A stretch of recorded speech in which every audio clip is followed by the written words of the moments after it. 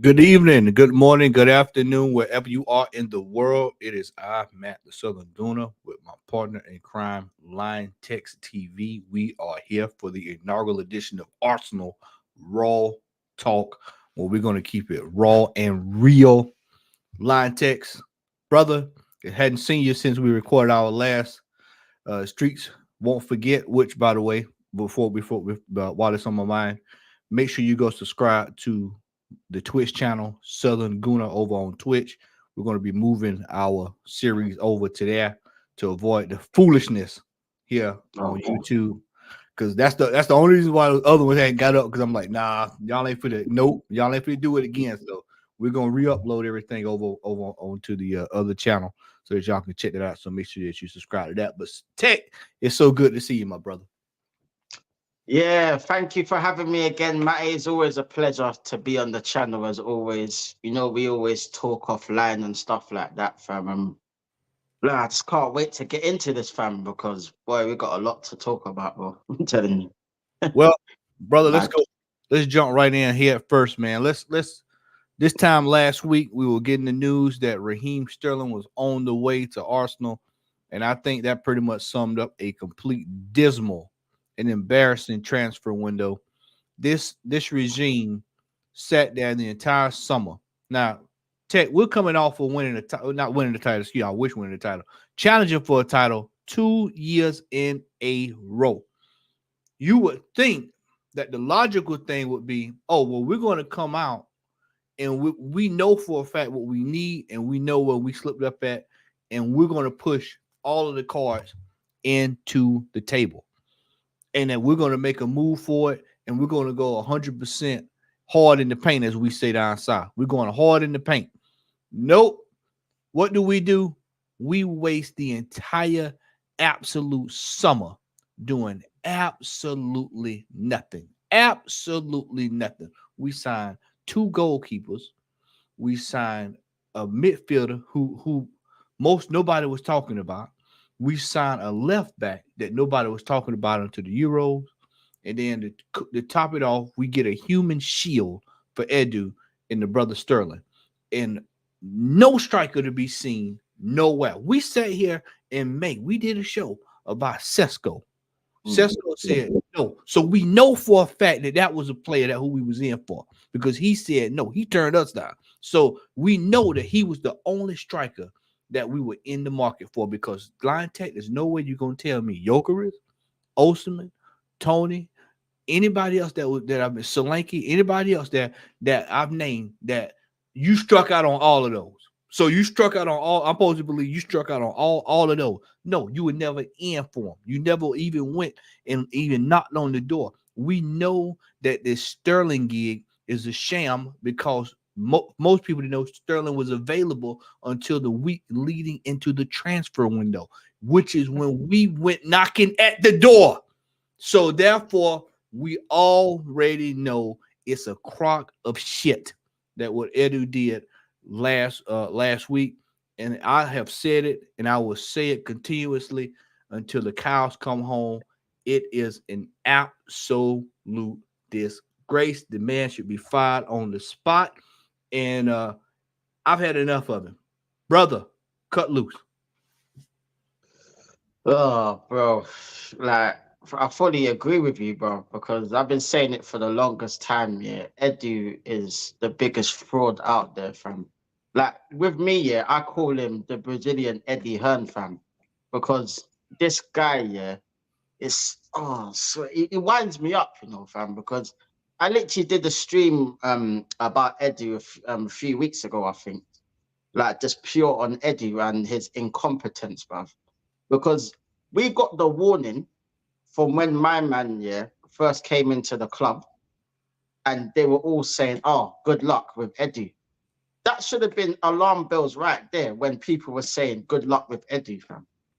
Why would people say that unless he was actually good at his job, fam? And then this guy has the nerve, yeah, the nerve to look at last season, yeah, and to think that you do not need a fucking striker, yeah, when we came so close to winning the title, yeah. even though we're under this ridiculous fucking manager that I can't stand, by the way, we still came this close, yeah. And this guy in his head, yeah, doesn't think we need a striker. So out of all the strikers we could have got, yeah, Gyökeres, all right, cool. He would have been like, what, 80 odd million, whatever. I don't know. Something like that. Yeah. Ivan Toney, and this is the one that winds me up the most, yeah. Ivan Toney was sitting there waiting, and I mean waiting, you know, for someone to come in for him. That deal was so easy to get done, it was ridiculous, yeah. And the man's come out plenty of times in the past saying that he would love to play for Arsenal. So what other incentive do you need, yeah, to go and sign the man, fam? The man didn't even have to move out of London. All the man had to do was stay in his yard, yeah, just maybe travel a little bit further because he's only in Brentford, which is not far. You get me? He could drive a little bit further. He would have got maybe about 150, maybe 200 grand a week playing for Arsenal. He would have not have had to go all the way to Saudi, fam. And then you hear flipping the top gooner, and we all know who that is, yeah, saying that, oh, I heard from a source that Ivan Toney is interested in Arsenal and we've gone in for him. We never fucking went in for him, bro. We did not go in for him. We should have went in for him, but we didn't. The only team that went in for him was Saudi. We saw that because I watched Gunner's stream and he confirmed it because I know he knows people that knows Tony. So I will believe Gunner over the top gooner that said about sources. But yet there's no source, blood. The only source that I've seen is the Saka source because there's no other sources around, fam. It's ridiculous, bro. Like, what are we doing here? Like, this transfer window, yeah, and this might be even controversial, yeah, but I'm gonna say I don't even give a fuck, yeah. It's right. This is raw. It's gotta be, yeah, one of the worst transfer windows I've ever seen at this club. It's literally up there with when we signed Petr Cech. The only difference is, yeah, I had more confidence in that team than I do in this one. Because at least in that team, we had players that can actually make some sort of a difference. Like, we had the Sanchez's, we had the Ozils, we had Walcott. We had players that could finish. We just had a shit defense. Now, we don't have no striker. Havertz is a bum. Jesus is Jesus. I'm not even going to get into him, yeah. The only thing that made me smile in this window, yeah, and I can't even take it as a trophy or nothing, yeah, is the fact that Axel Foley is gone to Palace. That's the only thing that made me smile, fam. And I couldn't even smile for that long because it got ruined by this transfer window, fam. Like, when we got rid of him, we should have got someone else in straight away. Straight away. Like, why is it, yeah, that we leave ourselves short all the time, knowing that we have a weaker squad now than we did last season? No one knew about Calafiori because I didn't. You know what I mean? The only time I heard about him was when he was in the Euros. That is it. Nobody. We never talked to anybody that mentioned him. Nobody, he never came up. Yeah. And just our backroom chat discussions with you know, with Bance and nobody ever mentioned him. Not one thing. And then all of a sudden you look up and he's sitting there in an Arsenal kit all of a sudden. I mean, and look how long that took, Matty. How long did that take to sign? 6 weeks. 6 weeks. 3 to 6 weeks. We're sitting there chasing the cat that we were the only people in for him, line. We were the only folks in for him. This is why I said this Edu is a fraud. He's a shyster. That's why I keep saying he's a shyster. Yeah. Because he's fooled everybody into thinking that he's doing his job when he's not. I listened to an interview today where he's just mumbling and bumbling. Mumbling and bumbling. He specializes in BS. Mumbling and bumbling. Talking about nothing. A whole lot of nothing comes out of his mouth. That guy is just like what you're saying, Matty, is lollygagging. That's what he's Lollygagging, doing, man. That's stumbling, exactly what he's doing. stumbling and bumbling. When he opens his mouth, all you hear is stumbling and bumbling. Nothing. He's not saying anything. And people get caught up in the, oh man, you know, he's saying this, he does this. Oh, because he's mastered the art. There is an art. And it's called verbal judo. For anybody who doesn't know, go Google it. Verbal judo. Yeah. He specializes in just talking and making it sound like he's doing something when in fact he's not. He hadn't done anything. He was hired, Line Tech, to go and bring in the best available players to help Arsenal compete and win titles. That's the last thing we've gotten. We have spent, and I've been saying this all day. So people in the chat probably see me type this out in other chats today. Line text, we have spent the equivalent of what it would cost the United States to buy a missile for the defense, the United States Department of Defense. That's what our squad, the money we spent on the squad over this whole period of time. We could go buy a missile. We could go buy a missile. We could buy a private island. You know, we can go buy diamonds. We could buy so much stuff with $800 million. And then you look at the team, the way it's constructed. And I asked you this summer. We were sitting back on one of our after we did one of the watch alongs there. I asked you, I said, does this team reflect the amount of money that we spent on it? And what did you say? Absolutely not. This team, we have been robbed, and we have been what I would have to say is highway robbery when it comes to the quality of football that we have been presented with up under this regime over 5 years. We have a 5-year running tab on the stupidity of one Edu Gaspar. We have a 5-year dossier of stupidity of this man consistently screwing up left and right. He can't close a deal. He can't open a deal. He goes and get the most easiest deal done. That Sterling deal was one of the most easiest deals that you could get because nobody was in for him. And he had no route into the team. So there's no way you're going to feed me that he had to go in there and work hard. Did you see his interview? Did you see his interview the other day where he's out there standing in front of the grounds? Oh, yeah. Puffing and puffing. Oh, yeah, man. Yeah. We went out and we did this and we did. Yeah, we had to move. We had to move this and we had to get this and get that. I've got something special I'm working on in the background. That I'm going to do on this Edu coming out soon. I've got some stuff. I'm going to smoke his ass. I got something coming because this clown gets out there every single week and he opens his mouth. Last year was we're gonna win titles. Year before that, we take it serious. And then he gets out here and he provides us with the most stupidest transfers that you can see. We paid top dollar for Vieira to come to this team, only to send him back to the same team on loan. Think about that. We paid top dollar to bring this stooge to the team to send him right back to the same team on loan. This is absolutely a disgrace at how this football club has been ran, Line Text. It is an absolute disgrace, and it has left this team naked time after time after time after time after time. And it won't show up right away. It will not show up right away. We will do fairly well this year in a few games. It will show up when we don't need it to. And it shows up in the most critical situations. We've got a Champions League draw that looks like hell on wheels.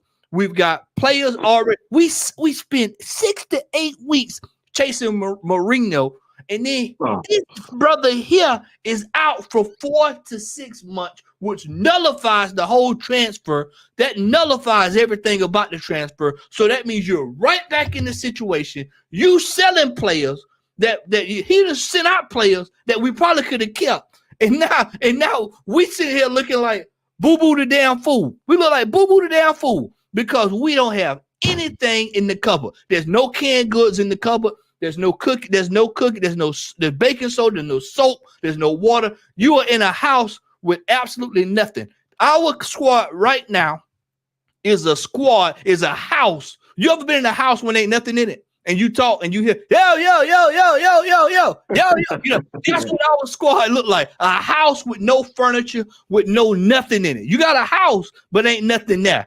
This is exactly what this regime has done to this football club the last 5 years running straight. They have sold everybody a bunch of dreams and lies. And when you look up, there's absolutely nothing there, Line Take. This is an embarrassment. I have watched Arsenal my entire life, just about it, and I have never seen an Arsenal transfer window as piss poor as I've seen this. This is actually worse than the year with Wenger. Because with Wenger, at least we could say, you know what? Like you said, the team was halfway decent. We'll try to work with it. We'll try to make it. We'll try to go with it. And we won more before we spent $800 million. Do y'all understand that? That we won more with Wenger before we spent $800 million. We had success before we spent it. So now we have spent the money. We don't have a damn thing to show for it. Nothing. Zero. Zilch. Second place finishes. Nothing to show ambition for the year. Nothing to show everybody that we want to go to the top. Nothing to show folks that, hey, we are going to go for the gusto this year. Line Text, this man has set out there again and has completely pulled the wool over every last Arsenal fan that's gullible, and they have sat there and sold them a pack of dreams. He is a snake oil salesman. And I'm telling you, I told y'all I was coming for this Edu this summer. I told y'all I'm going to stay on his ass like white on rice. Every chance I get, I'm going to let y'all know this Edu is a fraud. Absolute fraud. I am tired of him living on the back of the Invincibles, playing that card over and over and over and over. He's still trying to preach that same sermon. That is done. It is over, brother. Your day at Arsenal is over, my friend. Calafiore. Oh, he's injured too. I heard about that earlier today too. I heard about that rumor. Yeah, I heard about that rumor. Appreciate that, brother Raul, for bringing that up. Yeah. So, brother, this team is DONE. We are hanging on like a thread.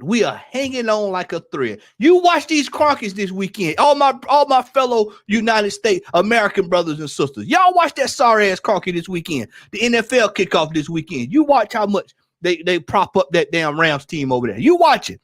You watch this. Watch how they prop up these teams. You watch up how they prop this team up, and they make sure they have everything. I heard Curtis Shaw say yesterday about an article. I got to go find it, but they said he talking about putting a damn train station through downtown Atlanta, Los Angeles or whatever. Need to run a train right through that damn Emirates Stadium, right over Edu's ass, and get him out of there. Because this here, I'm here to tell you, buddy, we're only 3 games into this season, Line Text, and I'm telling you, I have absolutely had it up to here with this team. I am sick of it.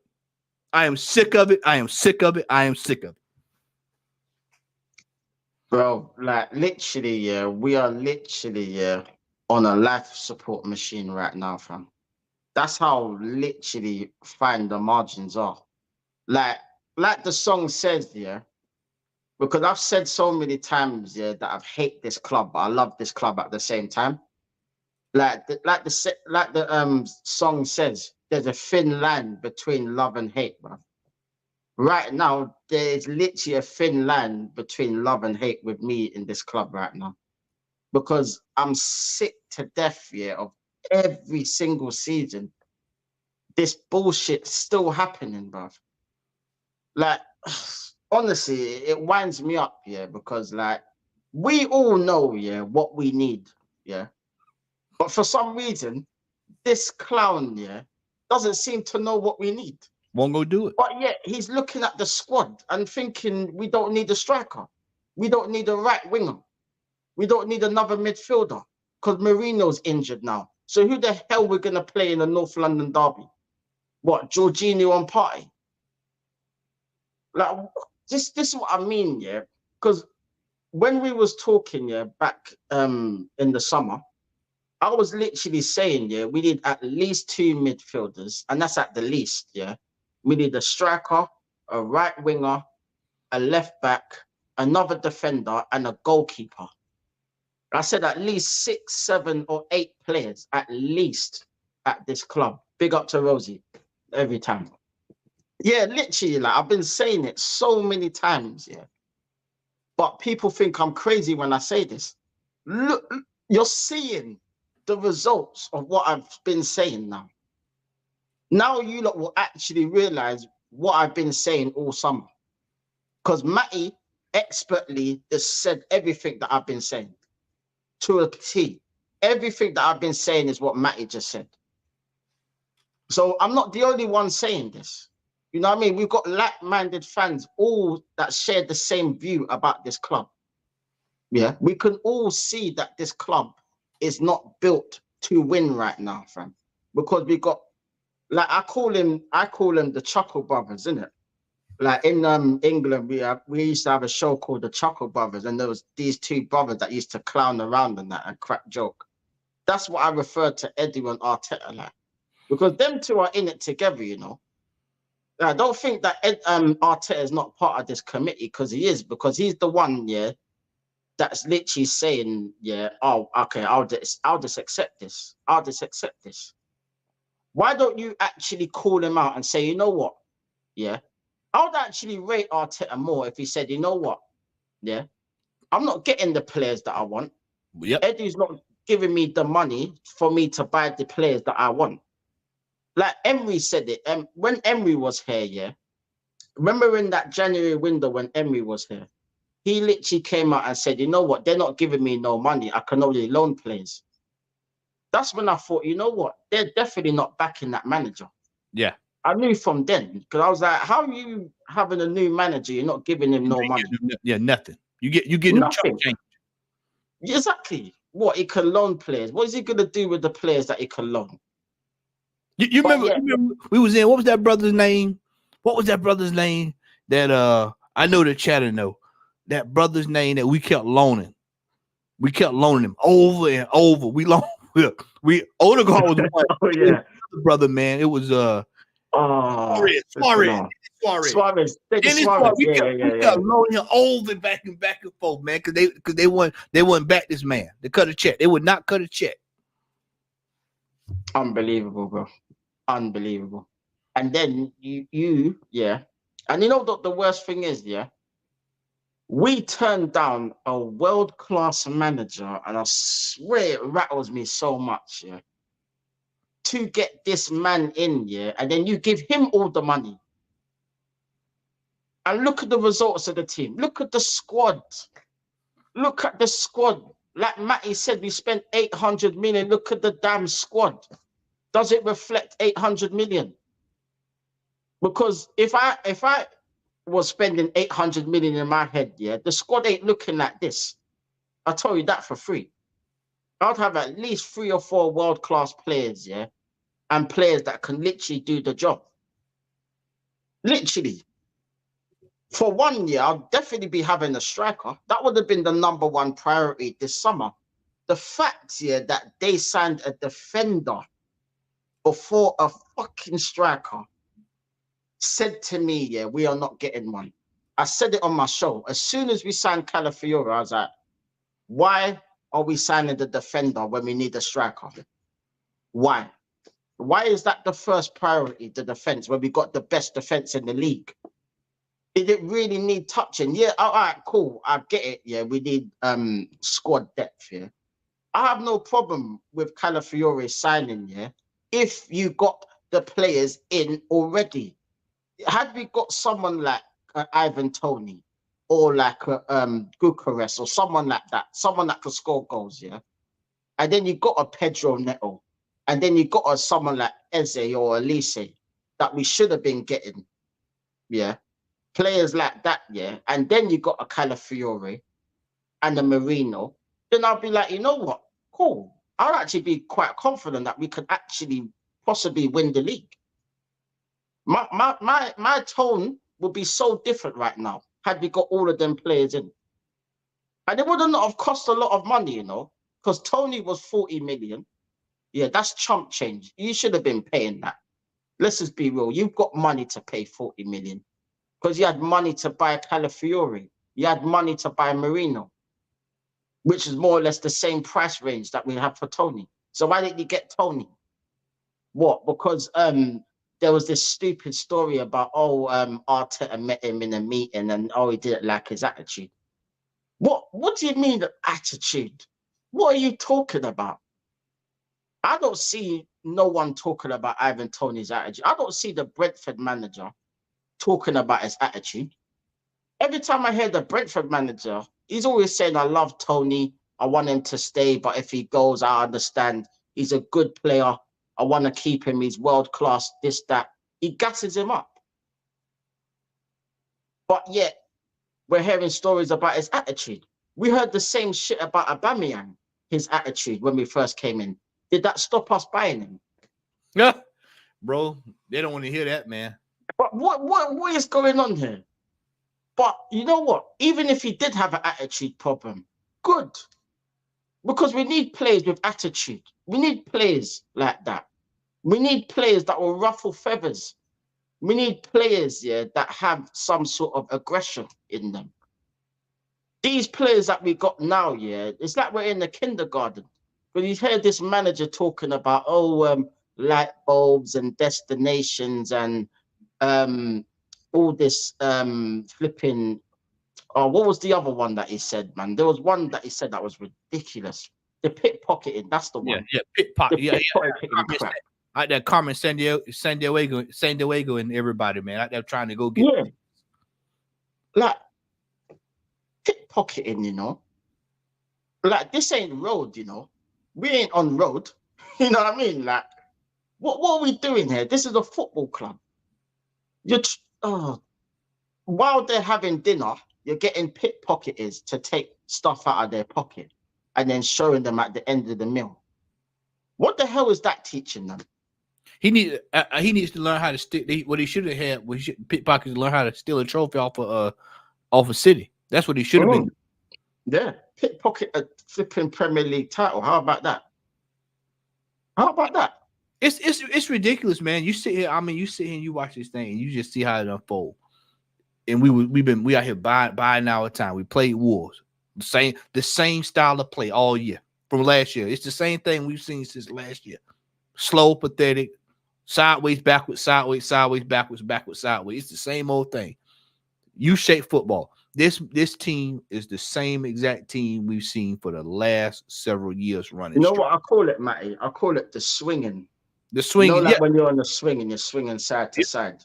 Yeah, that's the football. That's what it is. It's swinging side to side, like the candy dance. That's what it is. Literally.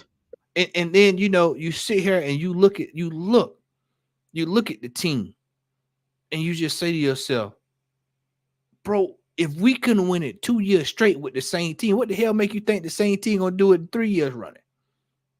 What make you think? What make you think you're gonna eventually crack that nut the third time, bro? It is absolutely ridiculous how pitiful and ass backwards this football team is being ran. It is ass backwards how this football team is being ran. We have sat here another season, another transfer window, nothing brought in. Nothing has been brought in to help this team to get over the line. These were just grasping for air signings. They spent all of that money last summer. Top dollar. They paid Kai Havertz top dollar. 65 million euros. And where is the output? People are going, but man, I told y'all in June, I said 2 to 3 signings at best. Kai Havertz is going to lead the line, and I'll be damned if I didn't call it right down the pipe. I called Lee the 2 nights before Sterling signed, and I said, hey, man, don't be surprised if Sterling show up on his team. He said, man, what make you say that? He genuinely said, what make you say that? I said, when I look at Sterling, it ticks every box of Edu's laziness. I said, he's sitting out there unattached. He's a former player that worked under Arteta. They'll say he's going to get the best out of him. He's going to take him to the next level. He's going to unlock. And right back here again with him, with Arteta and his captain save our whole tactics. Over again, trying to save these players that can't be saved, and then trying to bring them back. Just like my brother brother Aaron said right there, the super rejects. We out here getting these super rejects. super rejects, and bringing them to this football club. And then when they come here, we expect them to some way or another go down to the water and get baptized and come back out. They're gonna come out the water a whole new player. No, the shit was stinking before you went down there. It's gonna stink when you come back out. It's the same exact player. Nothing's changing. Nothing's going any different. We have sat here and embarrassed ourselves again in world football, and I'm here to tell you, everybody in this world see it. Edu is the laughing stock in boardrooms across the footballing world. He is the absolute ass. He is a jackass, absolute jackass. And it is embarrassing that this football club, 22 years since we won a title. I had hair on my head and was wearing Tommy Hilfiger the last time we won a title. That tells you that's been a mighty long time ago. I was rocking Tommy Hilfiger, Timberlands, and back when we all had the Averex goggles Averex, on. Yeah. Everybody remember. That was way back yonder, back 22 years ago. Absolute shambolic window. I mean, Lante, absolutely shambolic transfer window this past summer. I can't believe it. They come over here. See, I told you when we talked earlier this summer. I said the fact that they're bringing the rejects to the United States told you all you need to. You supposed to a tour like this. You supposed to be bringing the best of the best. You supposed to be bringing your signings in so they can get ready to roll. You get acclimated. Nope. The further we got, I said, no. They're gonna leave it late again, and that's exactly what they did. We ain't buying nothing in January. Yeah. We ain't buying nothing in January. No. Nothing. We don't buy anyone in January anyway. Yeah, exactly. So that was absolutely nothing. Absolutely nothing. It's ridiculous. And then we get into the season, line tech, and then here we go last weekend against Brighton. That display last weekend against Brighton just was a snapshot of everything that we've seen the last several years up under Arteta. What did we see? What did we learn? Arteta cannot coach under pressure. He does not have the answers for when it goes sideways. He doesn't know how to change when he needs to change. And he doesn't know how to head off trouble before it happens. Thomas Partey and Declan Rice were both sitting on yellow cards. And this man didn't think that something needed to be changed. You got two people in a physical position sitting down on yellow cards. Two people in physical positions. These are positions that you know that anytime it can go sideways. And instead of him handling it, this clown, that's fine. Everything's cool. No problem. And then Declan Rice. Let me find it again. I want you to see. I don't know if you see. I'm going to show it to you too. Let me show it to everybody. I want to show it to you too. Hold tight. Let me pull it up here. Let me pull it up right here. Let me see. Where is he at? I think I might have took it. Up there it is right there. Let me get him lined up for you. Right here. Look at this doofus right here. Look at this shine right here. Oh my God. Look at that right there. Look at that right there. Now, look at the look on that face. What part of altogether? Does he look like a man that's got it? He's controlled. That man knew he wasn't getting the ball right there. Yeah, he was busting the gut trying to get to something that he was never going to reach. Yeah, look at this right here. Look at that right there. Look at that. Just look right there. Look, never was getting to it. No. He was out of control last weekend. Declan Rice was out of control. And I told Lee in the broadcast, I said, Lee, this brother here is in trouble. He's not all the way. He's out of control today. I can look right there and tell he's out of control. Out of control. And then you see this right here. And then he goes, and then we have the whole shebang. The second half comes out. Brother, they get into a little brouhaha. Brother rolls the ball. He kicks the ball. He gets kicked. And now you got chaos ensuing. Well, all he had to do, completely walk away from it. Hands up. Yeah. I'm not doing hands up. And then you might have got off. But instead, you kick the ball. He kicks you. You fall down. You out. Now you got the Premier League ref, which we know ain't hitting on nothing. Everybody want to act like these referees, he's the worst referee. You knew that. We've known that for over 30 plus years. Premier League referees, crash. We've known that. That is a known fact. That is a known fact. That is like you putting a match to gasoline. It is not changed. You know what's going to happen when you put a match to gasoline. It's the same thing with Premier League blow up. Yeah, nothing's changed at all. So we know they stink. The fact of the matter is, we want to rely on the referees to bail us out. That's what the real underlying issue is for Arsenal fans. We want the referees to bail us out when it counts. But I told y'all, I told Tony yesterday that Newcastle game is still fresh in their Premier League referees' mind. They remember Arteta coming out there chastising them last season. We ain't getting them calls this year. We're not going to get the benefit of the doubt. These players are not going to get it. Look how many times Jesus was on the ground last year, rolling and kicking and spinning and all that stuff. That guy's always on the ground. Rolling and kicking and spinning. Zinchenko, all these guys rolling, kicking and spinning. Every time they get hit, you think these guys to give you some leeway now this year? No, and these teams know how to attack us now. They're going to. It's like old times. Lion Tech. What the teams used to say about us back in the day? Rough up Arsenal.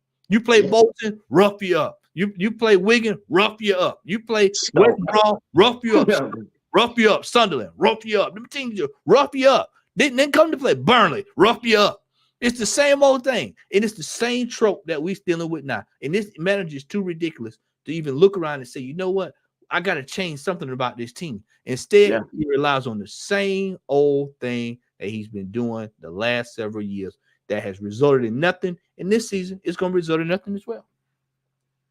But this is the thing, Matty. That there shows his inexperience, because he has no experience. So he's not going to know any of this stuff because he's been put in a position where he's having to learn on the job. And like I've said many times, when you become an Arsenal manager, you have to be ready for the job. You can't be learning on the job because this ain't no Mickey Mouse team. You know what I mean? We're a big club. We're not like Swindon Town or someone like that.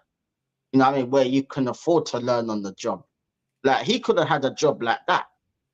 You know what I mean? And they probably would have been like, okay, cool. Build up yourself. And then when you get the experience, then maybe you could manage at Arsenal or someone like that.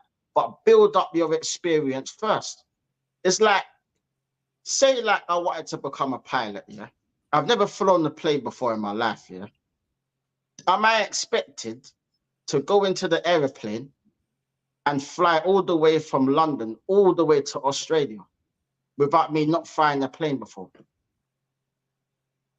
They're going to laugh at me and say, what the fuck is wrong with you, bro? Why are you going to fly a plane all the way from London all the way to Australia when you've never flown a plane before? But that's what we do on our we put Arteta in a Boeing 757 and say, take off, man. Go do what you're going to do. Yeah. We give you a minute. Do what you're doing. You can win. And then we wonder why it's all falling apart. Because the man is not experienced. He doesn't know what he's doing. So why did we put him in this job in the first place? That's what annoys me. And then you got Edu, who's even worse than Arteta. Because this man is the man that's meant to be bringing the players in. But he's not even good at that. Yeah, he can't even bring his own players from his own country in. And Lion Tech, you nailed it right there. He's actually, I think his position is more damning than Arteta. Shout out to Darren. What's going on, brother? It's an absolute albatross of assigning to bring him in as the sporting director. That is the most critical position. That's actually more critical than the coach, because he provides the coach. The hierarchy should be, I provided you with everything that you need to get the job done. Now, if you can't get the job done, then you got to go. That's the way it's supposed to go. But under this regime, it's go along to get along. It's go along to get along. This is the good old boy club. What you see here, this is the good old boy club. You scratch my back, I scratch yours. I'm gonna take care of you. You take care of me. You know, we're gonna work the system. We can finagle it, make it look like we doing something, man. You know, and then we'll sign a player here. We'll spend 65 million here to make them feel good. We might get 100 here, and then we'll go back to it. And that'll kind of hold them. We'll sign a player with a name, that way they'll feel good about it. That's what he's done. I told y'all, my old lady's from down there in Brazil. When we talk all the time, I say, baby, do you know who Edu Gaspar is? Hell no. Folks in Brazil don't know him like that, man. You say Gilberto, you say anybody else, you name anybody, they know who they are. You Edu Gaspar? No, man. No, bro. I told y'all when he was over there with the Brazilian national team, they were getting their ass kicked 7-0. That's all. I don't want nobody. I don't want nobody with that hierarchy. He was there then as well. No nobody. No need for me to pick anybody out of that hierarchy. No way. I told y'all he's good for one thing. He's good for getting that Guaraná. You go for getting the Guaraná. If I can pull it out there good to get that Guaraná, that couscous, and everything else. And that's it. This joker here is a shyster. And once again, we look up, he goes out there. He went and got Marquinhos, paid for Marquinhos when he was free, to send him back where he came from. Now think about that. That's what I think about that. Look at all these players. Look at the dossier of players that he's brought in. And look at where these players are. You remember we say here last year, Line Tech, me, you, Tony, Bance, Lee, all of us sat there on emergency stream, Jed, everybody. We say here last year, we talked about that bench. Hey, we need to strengthen this bench. What did folks say? Oh man, this bench is we good. We challenge it, man. What are y'all complaining about? Oh, well, the bench. Apparently it's a strong bench. No, whole bench gone. Just about. Yeah, everybody that was on that bench just about sold out, and then now all of a sudden we don't have nothing, and now everybody like, oh, we need to get some people on the bench. We need some more signings. What now? We're trying to tell y'all, now we short. We need a striker. Now people are gonna look up when you lose a game like Brighton, well, we ain't got no striker. But you just not figured that out. We've been telling you that for a whole calendar. Exactly. We've been telling you. And if this fool can't see it, we in trouble. We in major trouble this year. We're going to lose some games this year. We're going to lose some games. Don't think that Tottenham, people think we're going to mash up Tottenham. Don't think the Tottenham game is a gimme. It's not. It is not. Facts. It is not. That game has banana peel wrote all over. And then the mighty Man City. Haaland has scored more goals than the Arsenal as a team. Bro, that's crazy. He had 9 touches last Saturday and scored a hat trick. 9 touches and scored a hat trick. So that tells you right there, bro, it's going to be tough. It's long. It's going to be a long season. Yeah. Yeah. A long one. Shambles. Oh. This is a disgrace. This is an absolute disgrace that this man has came out here and left this transfer window short. Has absolutely left this transfer window short again. And this is the thing, Matty, yeah. We've got Champions League in between them 2 games, yeah, at Atlanta away, yeah. Then we've got the Carabao Cup. We all know, yeah, that they're going to bin these cups. I just know it already. Just by that transfer window, yeah, and the fact that we didn't get the adequate players that we need, yeah, guarantee you he bins one of them cups. He will bin one of them cups because he's going to be like, you know what? I don't think we're going to have the squad to compete on all fronts. So he's going to concentrate on the Premier League and the Champions League, and we're going to get knocked out in the Carabao Cup at some point. Maybe not to Bolton, but to someone else. Yeah. And then when the FA Cup comes now, it's going to be the same thing. Then that's why I've said all summer, we are winning nothing this season. We are not winning anything. Yeah. Look, and that transfer window confirmed everything that I was once saying. We're not winning nothing. We are not winning anything. I've got a piece of audio here. Y'all know I'm going to play this here. Just let you listen to this clown talk. Sometimes you have to be simple on the decisions, and sometimes you have to make decisions, even if the decision is not popular or unpopular. You have to be very strong on your ideas, what you believe, what is good for the club, what is good for the future of the club is and everything. So now I'll give y'all some context. He's talking about when he came into the team to deal with the 2019, to deal with the players that were here when he got here. So y'all listen to this now. For me, there is some elements here in football which always be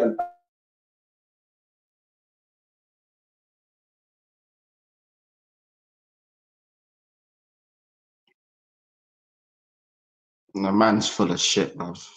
I swear to God, he's full of shit, bro. What the hell is he talking about? I don't even listen to these guys, man, because this winds me up, bro. I swear to God.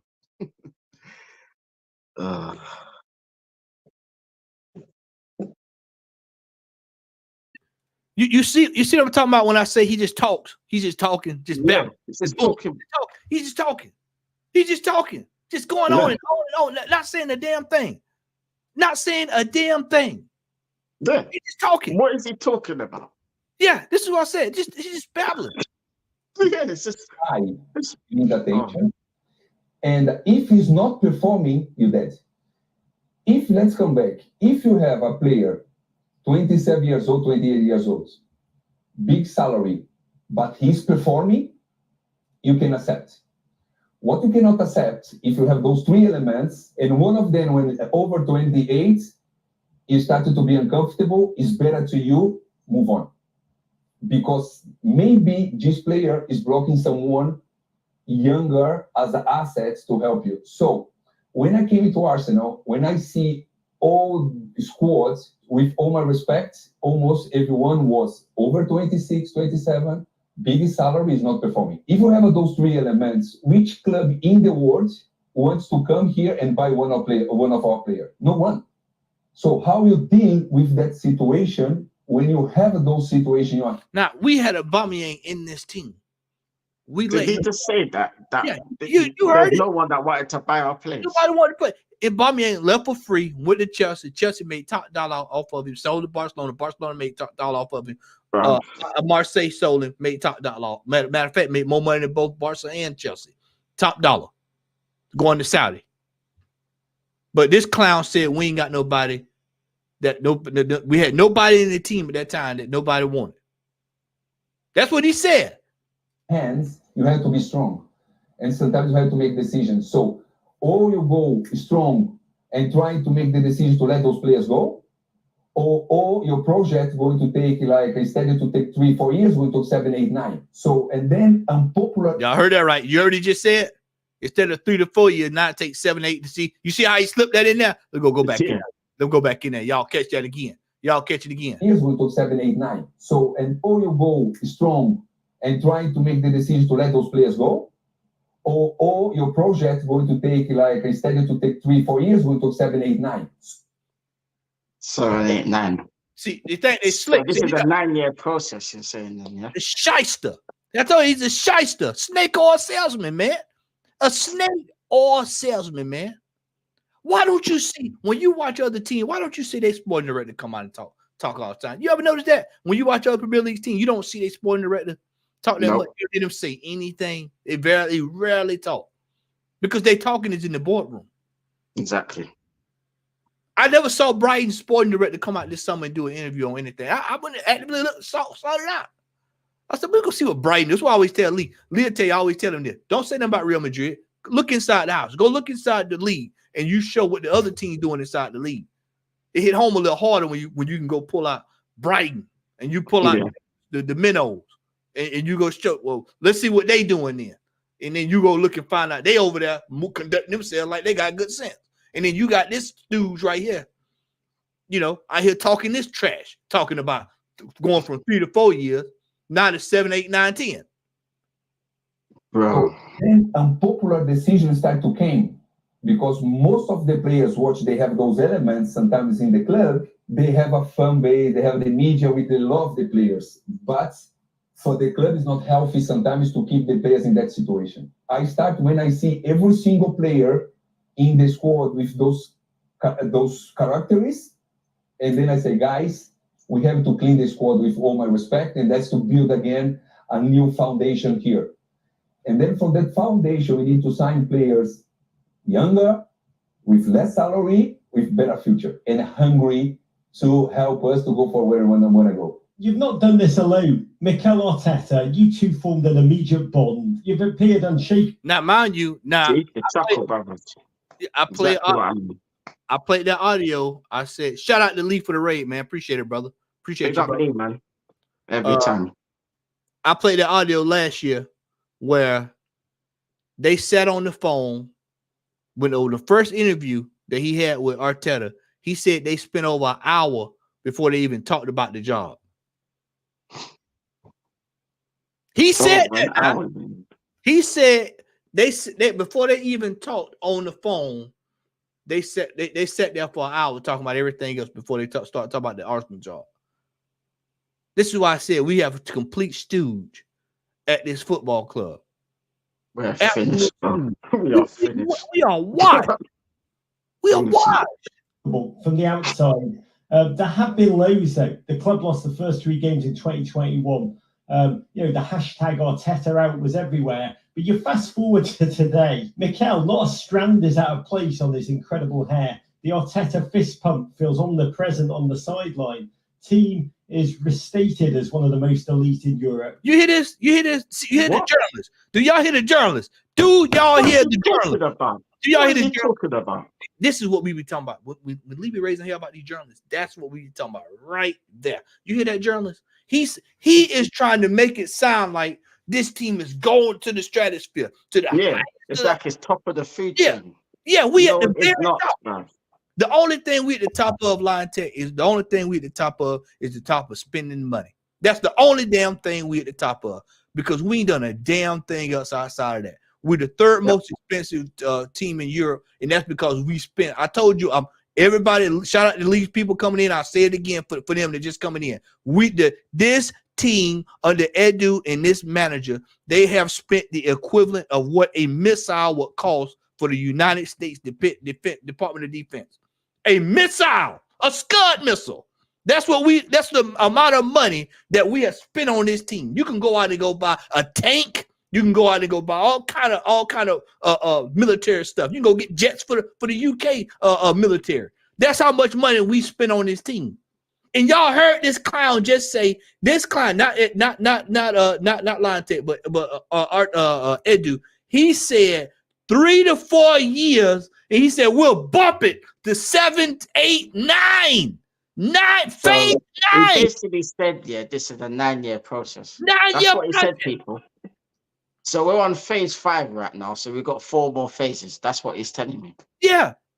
So, have y'all ever seen anything where they just add, bro? It's like I used this analogy before with Lee. It's like timeshare. If anybody that's ever had to go get timeshare, know what I'm talking about. You out there going to eat meat, it's one meeting after another meeting after another meeting after another meeting. They just keep adding on. It's like when people go buy cars and you get all the way there and they keep trying to sell you an extended warranty. You 20 times you tell, no, I don't want it. They keep trying to sell you an extended warranty. This is the same thing. They just keep adding on phases, adding on. Every time we fail, this just phase 35, phase 36, phase 37. You see this, Matty, this is a death row contract. This is what it is. This is like being under Suge Knight. You know what I mean? You're not getting out of this shit. Death You're just row. not doing it, bro. It is death row. It is that I couldn't have said it any better. It is a death row contract, bro. You are on skid row. You are on your way to nowhere. Quick. Literally. Was that Arteta at the beginning the same gent we know and love today, or did something inside of him change in the midst of all that adversity? Rush, I think we start saying something which is important here. Of course, I'm talking about processes, we're talking about how I think, but in the football club, it's impossible to do anything by yourself. It's impossible. So we need people around you. You need your coach, you need your teams, you need a legal, you need a financial, you need a communication, you need everyone in the same direction to make things happen. Oh, impossible. I can have the best idea in the world, but if we don't have the right people in the right area with the right support, it's impossible. And he's talking about himself. He's talking about himself. He's talking about himself in real time.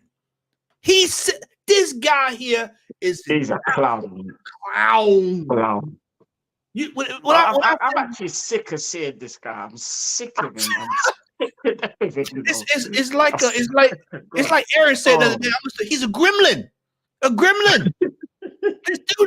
This dude here, bro. I'm telling you. I told y'all. I said that because see, Arteta. It's easy to go after Arteta. It's really easy to go after him. Yeah. Nah, we're gonna move you to the side this year, buddy. We already know we ain't doing that. Nah, it's on Edu now, man. Yeah, because we all know he ain't going nowhere. You can go somewhere though, brother. Let's deal with you. Let's deal with Edu, because this Edu has to go. He has to go, brother. This guy, all he does is barbecues on the Copacabana beach. That's all he does, bro. And he's flipping, sucking his toes, bro. That's all he does. That's all he's good at, bro. That's all he does. Absolutely. Does nothing else, bro. Shambles. Absolute disgrace. We have that in the club. Okay, just to make sure here and be clear to you. And now going to Miko, for example, of course, Miko's in all those process, it's key element in everything. I try to do nothing what he's not comfortable with, and he also tried to do nothing what I'm not comfortable with. We start one relationship which we didn't know each other. We just knew each other from hello and goodbye. We never get, one time together, we just play against. And then we started to create a relationship, because I also believe relationships, don't do that, you become your best friends. Relationship, you need the time to prove how you are, how you connect, how you trust. And now I think we are on one stage which for me is beautiful, because I believe we are much more than just a sporting director and a manager relationship. I believe It's not like they dating. He talking like they dating. You know what? You took the words out of my mouth. I was just about to say that. Is this a date or something? I You mean, know man, what I mean? Like, what are we when I doing? first met my wife, man, my wife, she was wearing this and that, and we all seen each other in passing at work and da. That's how this doofus talking. Yeah. He's talking like they could. We had to build up a relationship. We weren't talking at first, but now we were talking, and then we got busy, and then we had a good relationship, and then we became a couple. Like, what the hell has that got to do with football, bruv? What are we doing here? Like, on the level, like, what are we doing here, man? What? Oh, I don't know. This winds me up, bro. This winds me up. I can't. This football club is DONE Tech. It is absolutely a joke. Absolutely. Yeah. I had something to start here. I'm gonna get back to Edu in a second, but I had something to start here I wanted to tackle. Let me see where I put it. There we go. Let me see. American ownership in football ain't it, man, especially for the bigger clubs. They just don't care at the end of the day. Now, I've long said this, and anybody who knows me personally knows I've said this. The thing about American owners is you got to hope you hit the lottery and get the one that want to win. There are some that would absolutely knock your head off to win. Go look at Wrexham. Look at what Wrexham doing. Go look at Wrexham. Yeah. Go look at Wrexham. If you want, Wrexham would do whatever it takes to try to get to the promised land. They just moving just like that. You look over there, and you look at this sorry ass Cronkies. The Cronkies went shit when they left St. Louis. And anybody that's in the fact and here know what I'm talking about. When they was over at the St. Louis Rams, the way they did to St. Louis, you knew they weren't shit then. And so now all of a sudden, everybody think these folks done changed. No, they ain't changed. It's this whole thing is an absolute. I think Darren just put it in there a little while ago. Ponzi scheme. This whole thing is. It's like when you go to them insurance conferences and they tell everybody talking about they made all this money and they made this check and all that, and then you sign up for it and you find out you at the bottom of the totem pole. Ain't nothing going on. It was all the charade. That's what's going on here with Arsenal. That's going on here. It's a charade. It's a joke. It's a joke. It's a lie. This whole 5 years, people are waking up. They are waking up and they realize it's a lie. This entire thing is an absolute lie. We got finessed. We got finessed. In Tech, we got finessed going all the way back to Highbury. What was the lie they told us? They told, we're going over there to compete. I told Lee the other day, I said, Lee, if we knew that in 2004, 2005, after we got the FA Cup, that FA Cup was a Community Shield against Manchester United. I can't remember now which one it was. When we on the free kicks. But after we won that, no, I tell you what. Let me rephrase that. After we got to that Champions League final, and we knew that the next year we were going to the Emirates. Oh man, shit, we ready to roll now, boy. We for the cook. 22 years later, man, I would have said, stay y'all ass right there. Don't y'all put one flat over there. Don't put one flat. Don't tear down one goalpost. Stay ass right there. But you notice they were saying, we're going to the Emirates to compete. We were competing at Highbury. We were competing at Highbury anyway. Say it again. Say it again. Say it again. Say that we were again. Competing at Highbury anyway.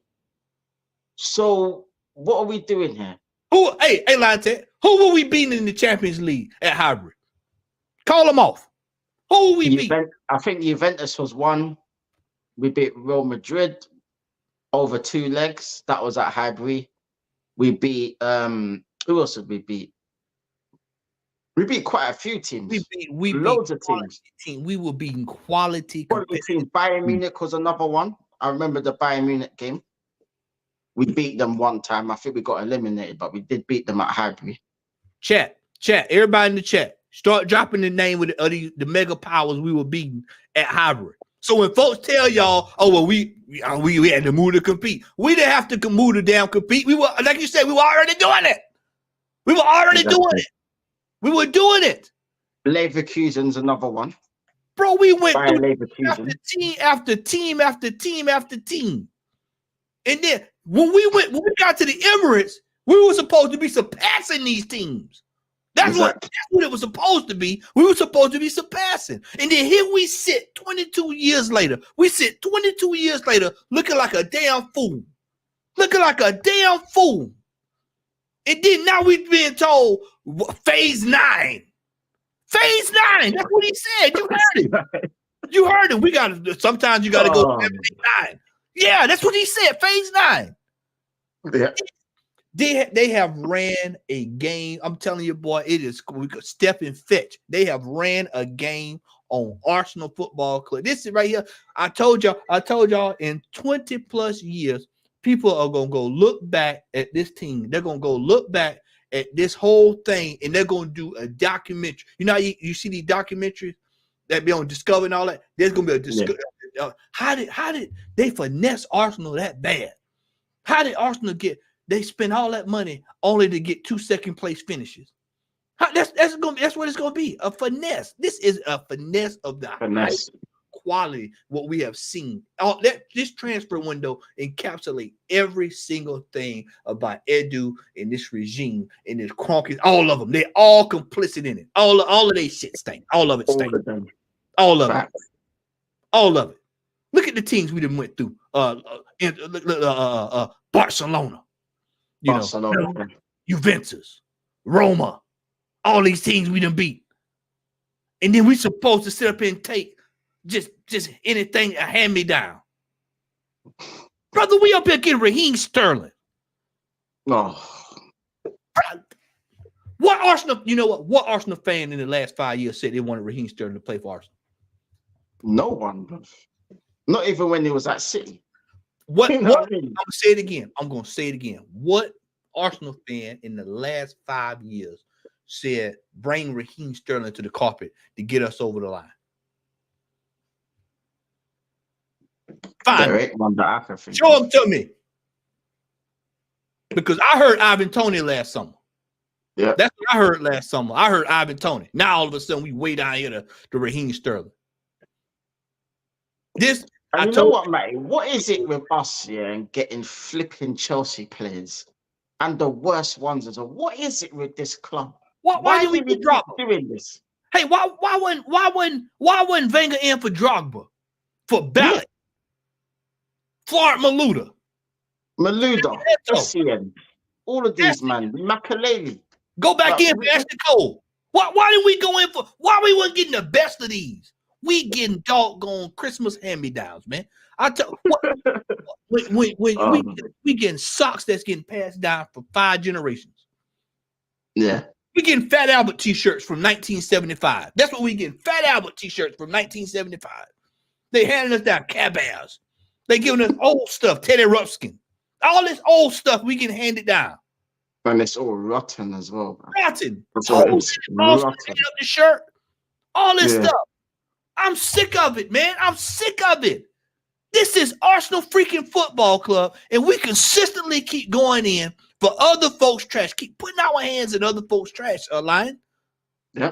It's unbelievable. And then we got a fan base that gnaw it off. That absolutely love it. They eat it up. Eat it up. Of course. We're challenging. Yeah, we're ready, man. We're challenging.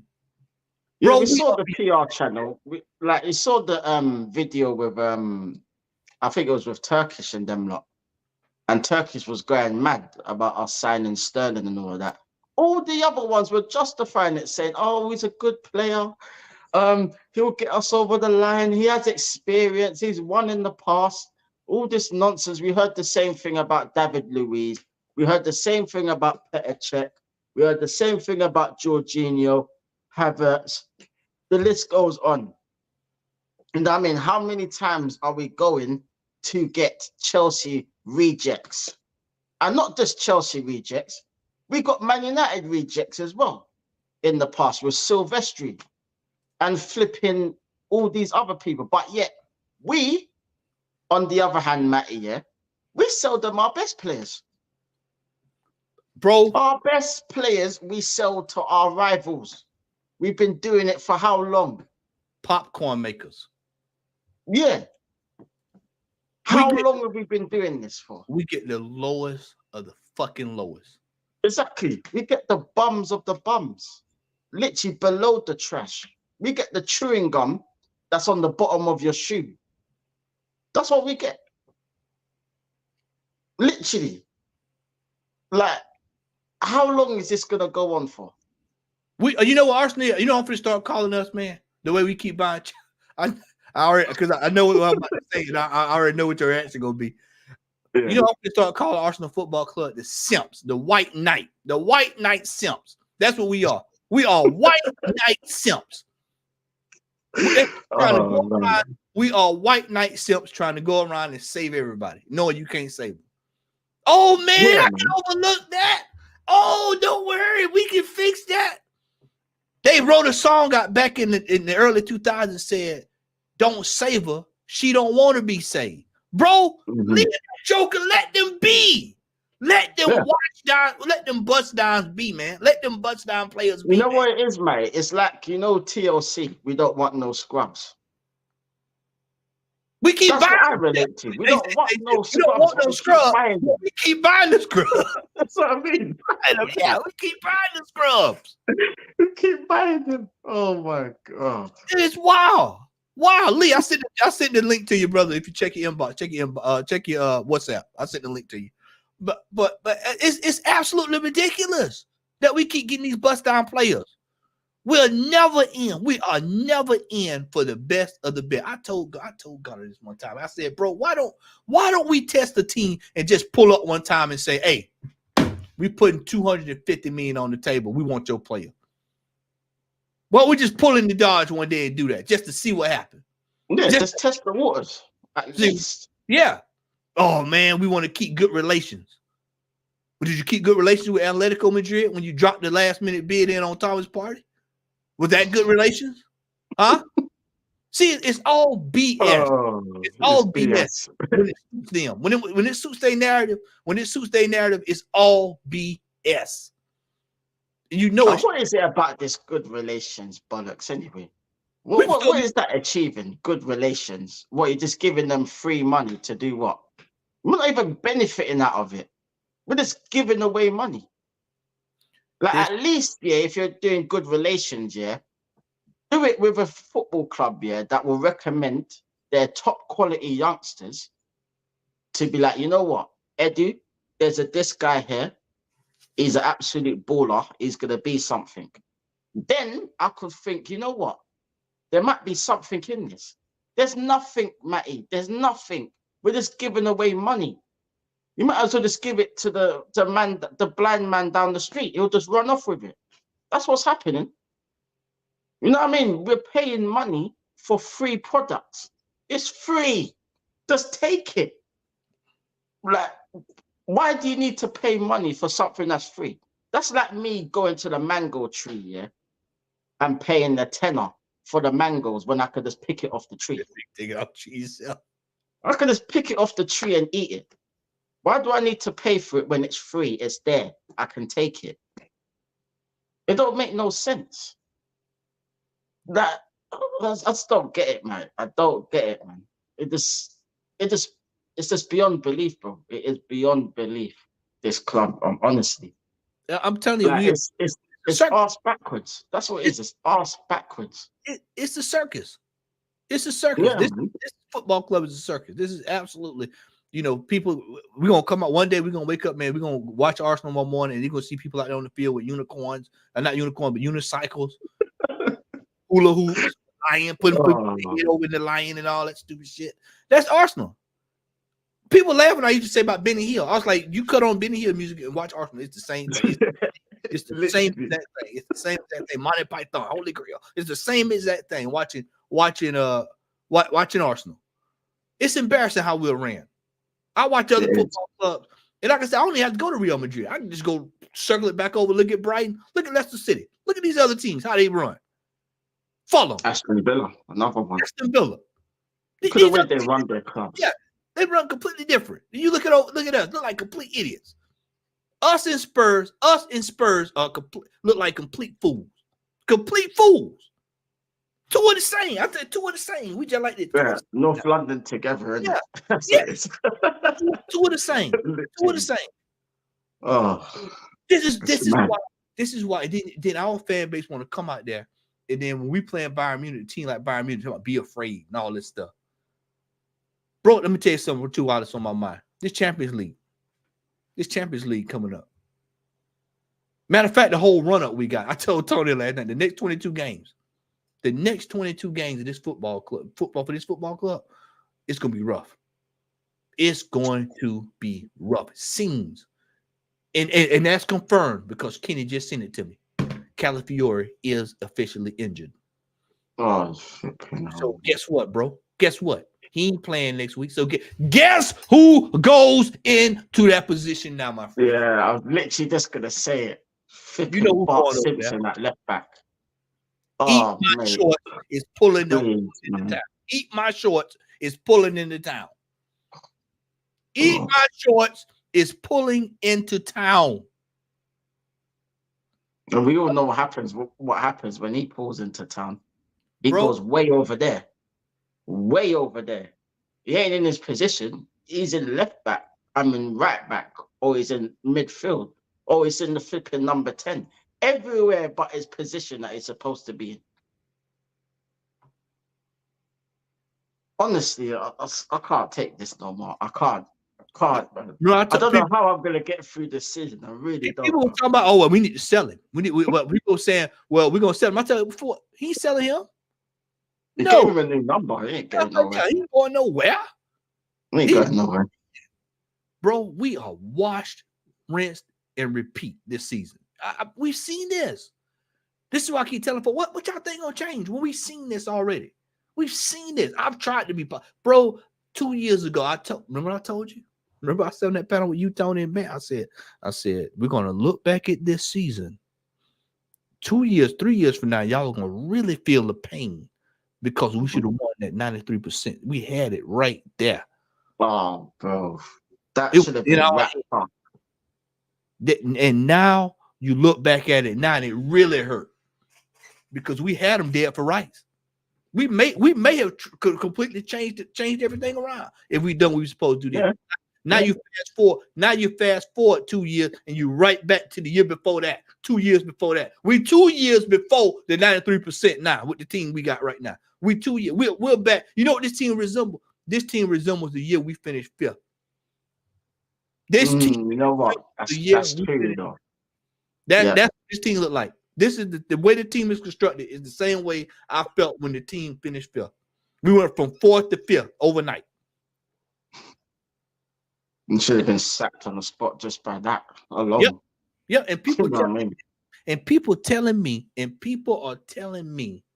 that, oh, we need to be positive, we ready to roll. And I'm seeing people rating 8 out of 10s, 7 out of 10s. I told you, I've seen somebody say this was one of the best windows we had since Wenger left. This place is crazy. Like I've said so many times, yeah. It's like what Rick James said, like cocaine is a hell of a drug. That's what it is. Yeah. Literally, bro. Because these men, are just on some next planet. Because how can you look at this window and honestly look at yourself in the mirror, and think this is a 7 out of 10? I said on my stream it's a 1 out of 10, and that's only because we signed 3 players. Otherwise, it would have been a 0. And you know what? Fuck it, it's a 0 because did- 2/3 of them are injured. Did you see the look on? Have you watched the Fulham video with Reece Nielsen? Oh yeah, I seen it the other day. Yeah. Did you see the relief on his face? You ever seen somebody like a? Oh, they he come- looks happy. He you ever looks seen happy. somebody come out of a hostage situation? Like when you watch them videos on the news and you see somebody who was held hostage for 5 years or whatever, and they finally release him, and they take the bag off their Trying head, getting out of jail, they come boy. off the plane, they got on fresh clothes, and they look, they excited, looking around like, wow, I'm glad, that's how Reece Nielsen was looking. He was looking like a man. It reminds me of like when Vibes Cartel does come out, bro.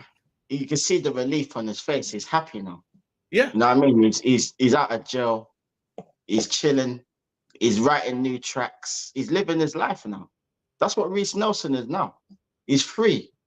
He's free from the prison. Think about it. When he got off the plane, Emmitt Smith rolled out. Was that a greeting? The goalkeeper was there. Leno. Leno, yeah. The other brother, he was there. Boa Morte. Yeah. The whole Iwobi. all them brothers were there. Hey, bro, we know what you're going through over there, man. Come on over here, man. Come give me a hug. We've man. been there, man. We've been there. We've been there. We've been there. What you saying, Lee? All right, bro. I haven't Yes, heard Lee. the whole Edu thing. Bless up to both of you guys. Bless up the chat as well. Smash the Nah, like big button. up Lee every time, man. And I rewound it a little bit while I was just eating my soup. My missus made a nice little chicken soup, man. So I was just like eating that. But yeah, let me jump on if you're still live. Yeah, and I swear to God, yeah, this guy has got the audacity to talk about 7, 8, 9 phases. 7, 8, 9 phases. Like, but this is where they con everyone, yeah. They are telling people phase this, phase that, phase this, phase that. But each phase doesn't equate to a year. It doesn't equate to a year. We've been duped into thinking phase 1 is year 1, phase 2 is year 2. We could be on phase 4, which Arteta has said before, yeah, that phase 4 is getting a team ready to win. Phase 5, no, Edu said it actually. Phase 5 is actually going and sustaining trophies and winning trophies and keeping them sustainable, yeah? So we haven't actually won any trophies, so we're still on phase 4. And my man's talking about 7, 8, 9 phases. We could still be here with Arteta's son in charge in 2061. Wins puppies have had puppies. Like, do you know what I'm saying? Like, what are we doing here? Like, it's embarrassing. How people don't call this crap out, bro, is in madness. Yeah, now Calafiori got injured tonight. I don't know how bad the injury is. Yeah, Saliba dropped a generational stinker. Yeah, like, I don't know what he was doing for that third Italy goal. Like, honestly, mate, baby giraffe. Yeah, we're in a lot of trouble this season, guys. Yeah, and we have not done anywhere near enough to go and compete for any trophies this season. And if we lose to Tottenham or draw to Tottenham, let's say we draw with Tottenham, yeah, and then we go and lose to Man City, it's curtains. It's done. That's it. Because as soon as we're 6, 7, 8 points behind them, we ain't ever catching them. Nope. No chance. Nowhere in a million years we catching them. Yeah, if they go 7, 8 points clear of us, we ain't catching them. And maybe, just maybe, people might start waking up at that point. Yeah, I watched Odegaard's last 25 minutes for Norway against Kazakhstan, 0-0, away to Kazakhstan. One shot on target the whole game. They had Haaland up from Odegaard. Odegaard got an 8.5 rating on all these apps, yeah. I watched the last 25 minutes. He did nothing. Literally nothing. How do they rate these, man? That makes no sense to me. Yeah, it's embarrassing, bro. Yeah, we're dusted this season, man. Yeah, we're finished. Yeah, and maybe people will wake up in it. But even if we finish second, this lot will probably still suck him off. Yeah, we're on that death row contract, Lee.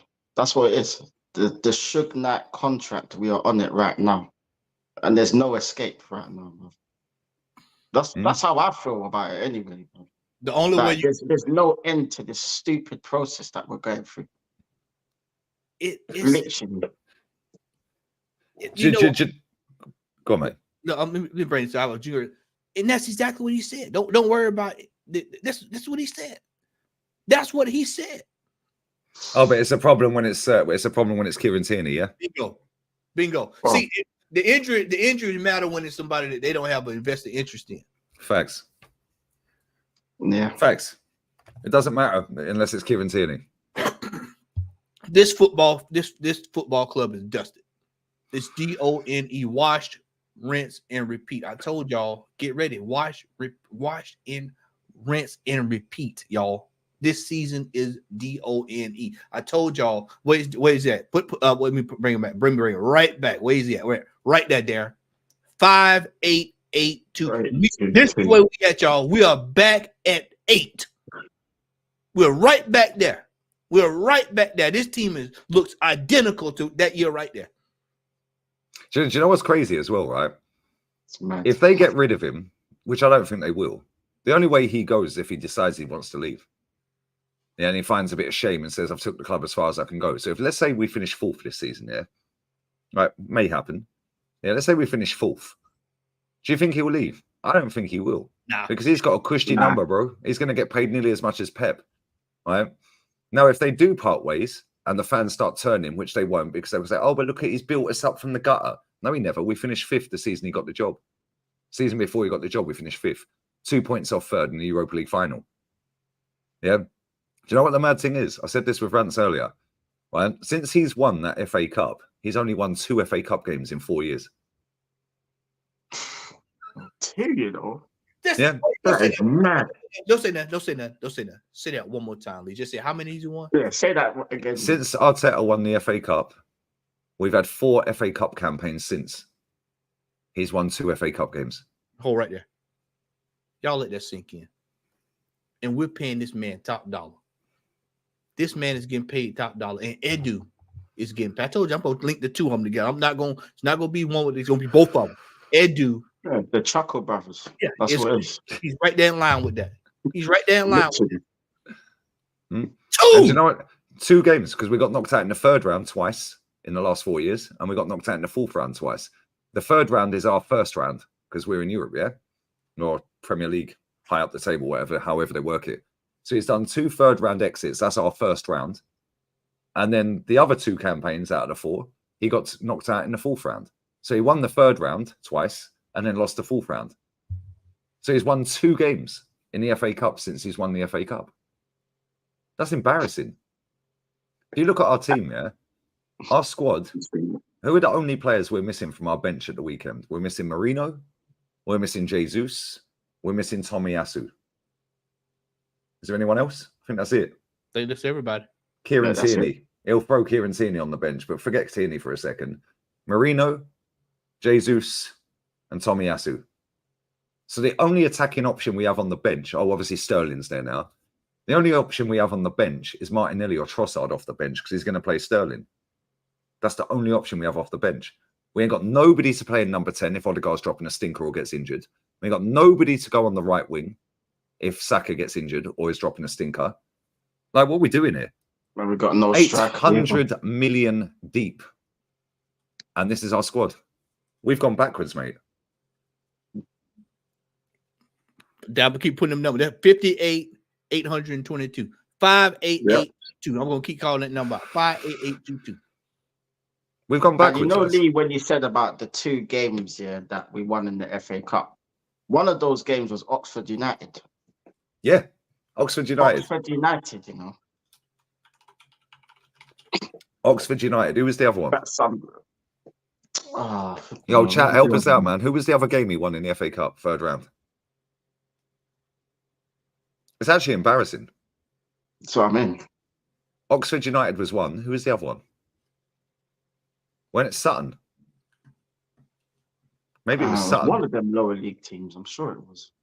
Or was that the season we won it? I can't remember. No, it wasn't the season we won it. Newcastle extra time, was it? Was it Newcastle extra time? I don't know. He's won 2 games in the FA Cup since he's won it. That's a joke. See what $800 million can do for you.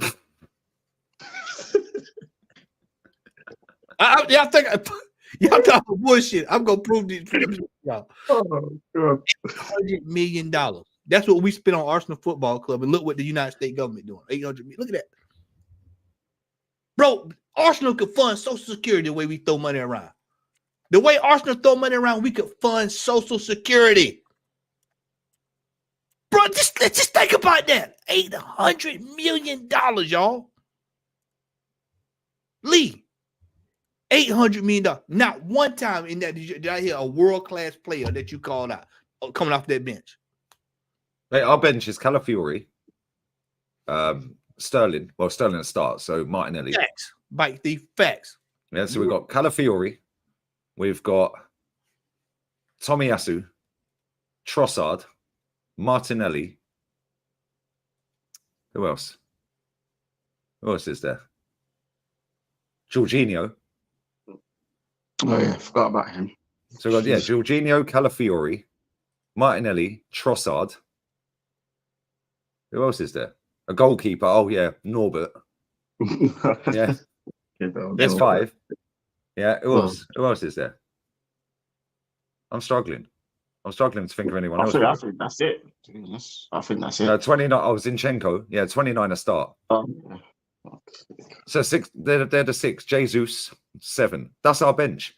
Jesus, Zinchenko, Calafiori, Martinelli, Trossard, and Norbert. And one. Who was the other one? Jorginho. That's our bench. We're finished. And then we'll throw a couple of academy kids on the bench. Yeah, this Nwari has played about 7 or 8 minutes of Premier League football. What's he going to do? What I told you about Nwari, what I told you about him over the summer, I said if you're not going to play him, loan him out to a team Yep. that he could go out. Yeah. Send him to Dortmund. Send him over to Dortmund. Let him go get some experience, some skill about himself. Mhm. Instead, he puts him on the. See, to him and Edu, they love these human shields.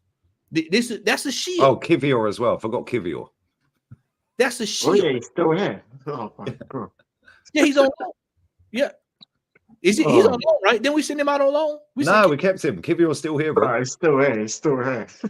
He's still here. Wait a minute. Oh my God. Wait a minute. He's still on his team. Yeah. He's still here, bro. He's still here. We did not send him out on loan. No. No. Damn. I'll be damn. Now y'all dropped the bomb on me then. I thought he was out on loan. Wow. No. I'm genuinely blocked. You know how you take your breath away? I'm like, wow. We're done. We're dusted. That sums it up. We are in major trouble, y'all. And people are running around here talking about 8 out of 10s, 9 out of 10s. Best window since Wenger. Bro, we in I trouble. want to know who actually said that. I want to know who said that. I mean, Surely, you know how you watch Instagram and folks be talking. I should have put it in the group. How folks be babbling. Yeah. Fucking deluded idiots, man. I'm telling you. Unbelievable. We're dusted, mate. Lee, bro, we in trouble. Mm. It's gonna be scenes this year. It's gonna be some scenes this year. We are right back, like I stated, we are right back to where we were before we finished 8th place. The team is naked. He sold off play. See, like I told you, he sold. They last year when we all said the bench was dusted. They said, "Oh, y'all crazy." Then we sell the bench this year. Yeah. We sell the same bench. We sell it this year. We get rid of most of it, and then now that there's nothing there. Jez, shout out to Jez. I see you in the chat, Jez. How you doing, brother? Jez called this, man. He called this. He said it 2 weeks ago. Jez said we're weaker than we were last year. Yep. There we are. I'd almost go further and say we're worse than we were when Arteta started, busting up the team. We're actually worse than that. At least we had some players then. There you go. No, I mean we had a striker then. Yeah, we had the skeleton of a team. Actually had a team before he started busting it up. You see, Edu, gonna go back to Edu. Edu and Arteta masterminded this situation we in. This is they doing. This is all they players. I'm just looking now. Yeah, our FA Cup and League Cup campaigns under this manager. Oh, Lord. FA Cup, we obviously won it. The following season, 4th round. The following season after that, 21-22, 3rd round. Following season after that, 4th round. Last season, 3rd round. 2020-2021, quarterfinals with the EFL Cup. The following season, 21-22, semi-finals, lost to Liverpool. The following season, 3rd round, and last season, 4th round.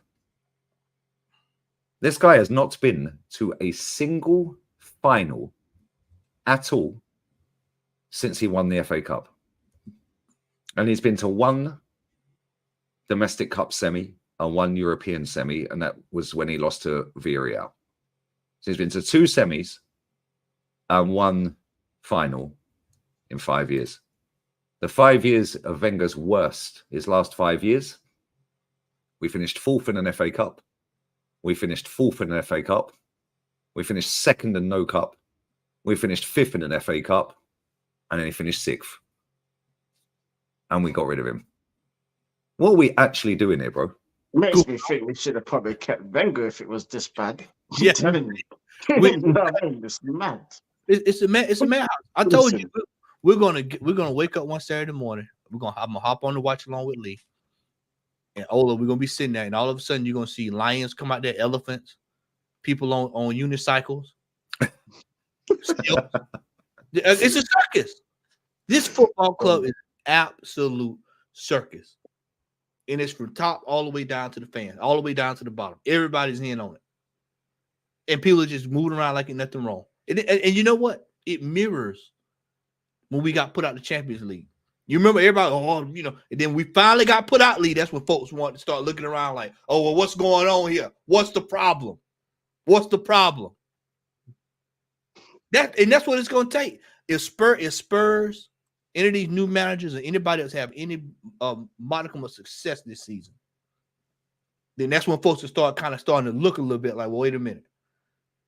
What's going on? Mm. And this is what I keep saying. The man got $800 million to spend. Look at what he's spending on. I told you early in the broadcast, Ted, I said, we bought Vieira only to loan him back to the team we bought him from. See, decisions like that is what winds me up. You know, He should be fired. why the hell did we buy him in the first place? He should be fired. He should be fired on the spot. Exactly. He should be sacked for that alone. Bro, he should be That's sacked, yeah. incompetence. He should be sacked, right, for allowing Aubameyang to leave this football club for free, along with Richard Garlick, For Chelsea. because they both agreed we couldn't get a penny for him. We then give him to Barcelona for nothing. He wins a title, scored about 15 goals for them. They then sell him for 12 million quid to Chelsea 6 months later. Both of them should be sacked. One of them still in a job, and the other one got promotion off of that. He's now our CEO, Richard Garlick. Yeah. Granit Xhaka, 14 million quid. Million. We signed Mikel Merino with 1 year left for 30 million. Only for him to get injured, and now he's out for 46 months. Who's the better That's player, a Mikel typical Merino or Arsenal Granit thing. Xhaka? And I hate Granit Xhaka, bro, but he's a better player than Mikel Merino. Lee, And we sold him for 14 million, and we bought this one with 1 year left for 30 million. we paid 30 million for him when Fofana went for 25 million. Fofana for Monaco went for 25 million. Rejected 30 million for Maitland-Niles and let him go for free. Remember that? Wolves bid 30 mil, 27 mil. Rejected 30 million for Axel Foley to be Yep. selling for flipping 5 times. 25 million. We rejected Ridiculous, bro. we rejected the same deal 5 times only to accept it. The same, Yeah. yeah. We allowed Smith Rowe to leave this football club for £27 million plus 7 add-ons. These men love to add the add-ons on. The add-ons are not adding on yet, mate. Yeah, it's 27 million. If he played for Chelsea, they'd get 47 for him. They get 47 for him. If Granit Xhaka played for Chelsea, they would have got 30 million for him. They might even got more for granted. They probably would have hyped that up. Oh, man, it's Premier League experience. Hyped him up. So they probably would have got more for Smith Rowe. Because look how much they sold Havertz for. Yeah. And it was dust. Yeah, Mason Mount. Bro, they're Mason Mount. selling academy graduates for 17 million to Burnley. Never kicked a ball. Never kicked a ball for Chelsea first team. 17 mil. And we sold. Yeah, check this one. This is the best one though. We sold Aaron Ramsdale for 18 million. That's the one that was it's just ridiculous. 18. Like, what are we doing? 18. Yeah, and people are saying, "Oh, he had 2 years left. That's a great piece of business." Yeah, that's another one. Big up Vegas. Sold Mavropanos for 3 million to the Bundesliga. They sold him to West Ham for 21 mil. How are these fans still got a job, bro? Real talk. Yeah. This is why I It's said. amazing, isn't it? It's amazing. This is why I said this year we're going to highlight and we're going to stay on the back of this Edu. Let me remind you of this one. Amari Hutchinson, let him leave for free to Chelsea. He played 49 minutes in their first team. They sold him for 30 million quid to Ipswich. We have a friendly relationship. I know my family, so we get to well together. So I think we did something special here as well, which helps our relationship, but helps the club as well to make sure that two guys in the same position, they are right, they can help the club to move forward. Last question for you. You're a former member of that legendary Invincibles team that went the entire season unbeaten. You know exactly what it takes to win an English title. You've got a unique POV on where this Arsenal squad is right now. As you talk to us about the mindset a team must have, they almost need to be perfect in this season ahead. What's it take to never lose focus? And then tell us, does this season's Arsenal squad have that? I think so. I think we approve already how much far we can go as a squad. So this season also, if we can add some more quality in the squad to help to increase even more the quality and the performance of the team, we're looking to do that. I think Mikel put one strategy and one culture in the football, which is right to do that, in pushing to the winning mentality. And the winning mentality doesn't mean just to go there and win games. The winner mentality is when you are home, when you're training, when you're resting, when you're eating, when you're sleeping. And that mentality, I believe we already have a very strong in our squad because of Mikel put his culture, his ideas, and everybody absorb that in the beautiful way. Beautiful way. 2 second place finishes back to back. Hadn't won a trophy in God knows how long. Winning ways. And it's a beautiful way, apparently. Yeah. I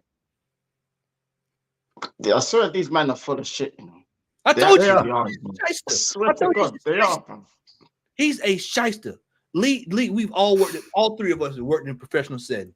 You know the joker that come to work that just talk shit, ain't done nothing. He's a bullshit. You know we all call him? A professional bullshit artist. That's what everybody calls him, professional bullshit. That's Edu. Edu's a professional bullshit artist. He's just talking just absolute foolishness. Yeah, he just said a whole lot of nothing. That's what Arteta does. His press conferences, he just says a lot without saying anything. Yeah.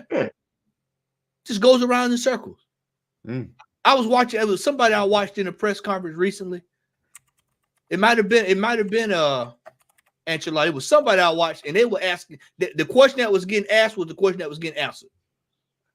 Whatever the journalist asked, that was on that. You asked Arteta, well, are you looking at making any more signings? Well, you know, we can strengthen the team. We'll try to see what we can do, and you know, we're still working hard, and you know, we've got a lot to do, and you know, just a bunch of absolutely nothing. Just to answer Vegas Gunner's comment here, he said, was Richard Garlick at West Brom when they got relegated? I just Googled it, and he was. Then off of the back of that, 2 years later, he was a sporting director of professional football at Arsenal. Then off of the back of that, this summer, he's been made managing director of sport at Arsenal. And we wind up with Raheem Sterling, y'all. Bro, it's beautiful. We want to build a winning culture. Mikel's doing that. It's not just on the pitch, it's at home as well. It's at home as well. In your sleep, it's at home. Okay, cool. When can we actually win something? Because they talk a good game, didn't they? This is exactly. When can we actually win a fucking trophy? How about that? Do you remember when was it Martin Keown was standing touchline with Rio Ferdinand, and he said, "Oh, Arteta is a winner," and Rio was like, "He ain't won anything."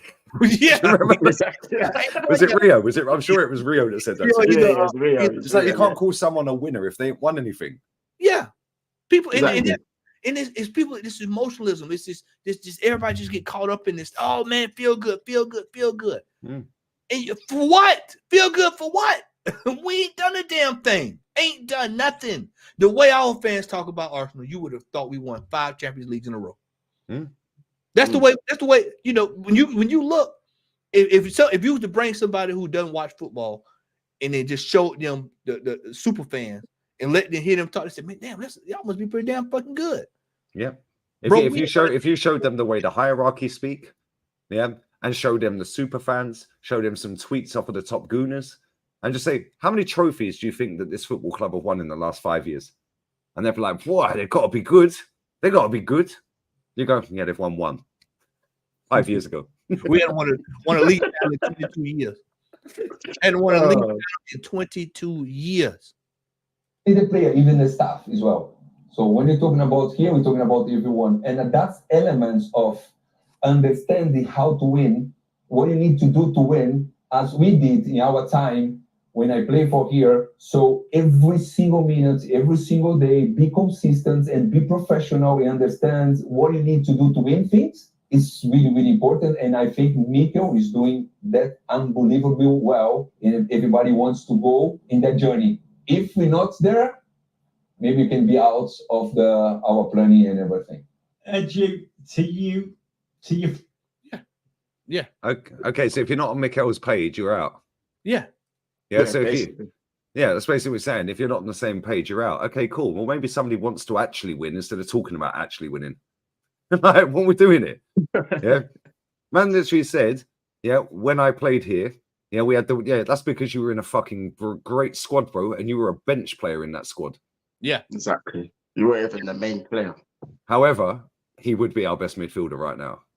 No, he was a good footballer. Don't get me But wrong. but that shows the levels, Lionsec. That shows the levels we had. He was Yeah. a very good footballer. Yeah. He was an unbelievable footballer at times. Yeah, but at the same time, he couldn't get in the starting 11 every week. Why? Because we were good. Exactly. Can you imagine what George Graham actually genuinely thinks of this? I Like, told you. Did you see that clip of Wenger? Did you see the clip of Wenger? I should have fucking screen grabbed it. The clip of Wenger when he was sat on B in Sport. Yeah. And he said, this current team at Arsenal, it's almost like it's too structured. It's too rigid. It doesn't allow them the freedom to flow and be, what's he say? Give them, let them have their identity on the pitch. They're almost too locked into a rigid system, he said. Yeah. I don't know how old the clip was, but I see it the other day. Yeah. And it's like, I just look at it and I think, like, can you imagine if Wenger had the team that we've had the last couple of years? Yeah, he would have definitely won something.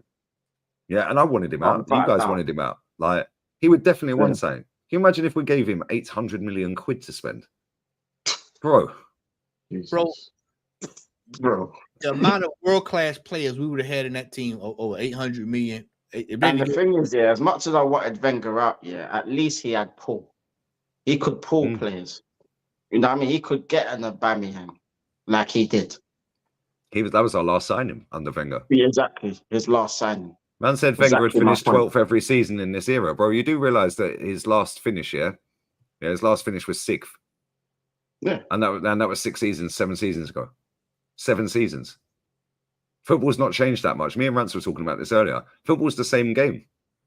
Yeah, you put the ball in this net and you keep it out of this net. Yeah, that's it.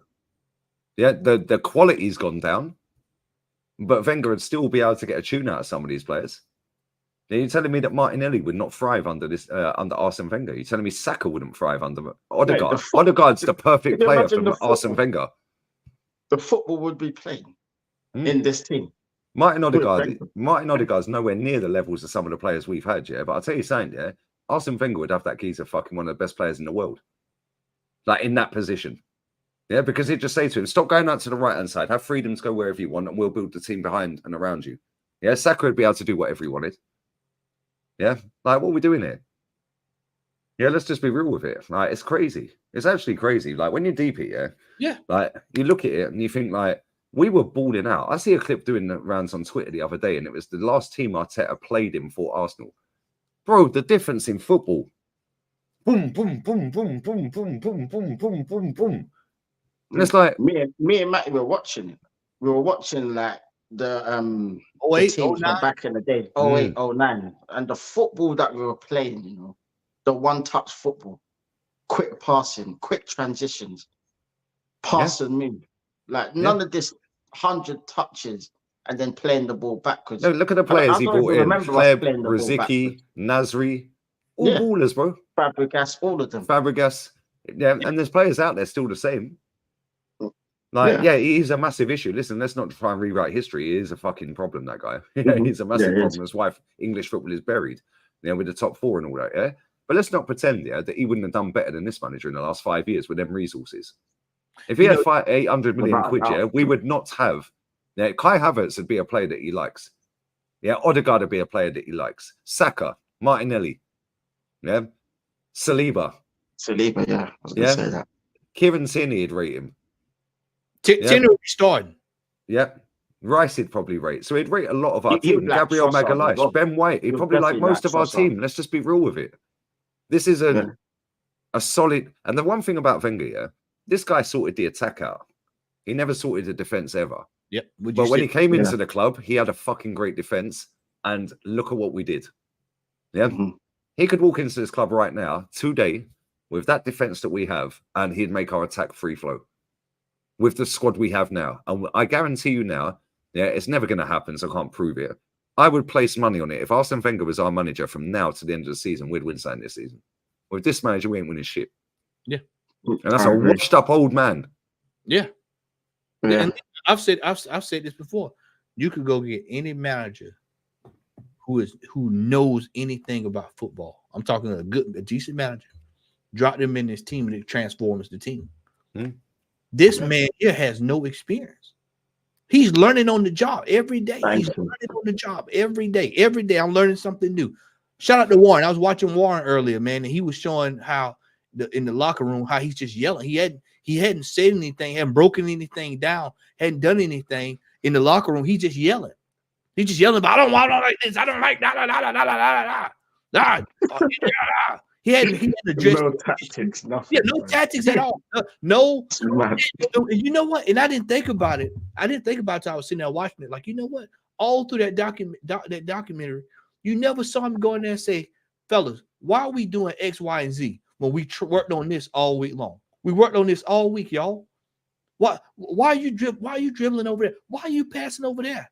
Why are you taking so many touches in the penalty box? You never saw him do that. Why is Zinchenko in midfield? You know what I mean? You never saw him do that in the document. Whenever they cut to those locker room scenes, you never seen him do it. A real coach would go, son, I just told you to stop doing that, and you're doing the same thing. I just told you not. We just had a meeting the other day, and I told you to stop passing the ball over there because we've gone week in, week out on the training ground, drilling you into doing this, and this. But this is why, yeah, this is why he's so active on the touchline, yeah, because he don't believe in what he's doing. Yeah, exactly. He's got an inferiority complex because he's chasing Pep. Yeah, and Pep's in his head, and he don't believe he can actually overtake Pep unless he plays like Pep or similar to Pep. Yeah, but this is where he's getting it all wrong, yeah, because the managers that are beating Pep played totally different to Pep, the complete opposite. Made that egg up at Man United beat him last season. Yeah, it's mad. Like, mate, Ole Gunnar Solskjaer used to do him every single time. We're on the same page. Ole Gunnar Solskjaer used to beat him every time. He had his numbers so many times, but I don't even know how he did it. Yeah, but he always used to beat Pep because he played something totally different. Same with Klopp, totally different. It weren't Pep football. Same with Ancelotti. Look at when Ancelotti plotted up at the Etihad last season and parked the bus. They didn't expect him to park the bus. And you know what? Ancelotti said, "Yo, what you think you can come to? You think you can come to the Bernabeu the year before, yeah?" And not try and attack us, and you just want to keep passing backwards, and then you nick a goal and we get a 1-1. Yeah, and then that draws us out.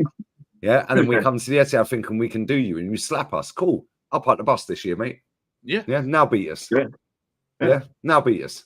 And they didn't beat them, did they? They lost on penalties. Adios, ciao. Yeah, and then the egg in the worst season Man United have ever had in their history in the Premier League, bro. Beat him in a cup final. Yep. And this is why when Arsenal fans sit there and say, oh, yeah, but who can beat Pep? Oh, Arteta beat him at the Emirates, mate, 1-0 last season. Beat him 1-0 last season.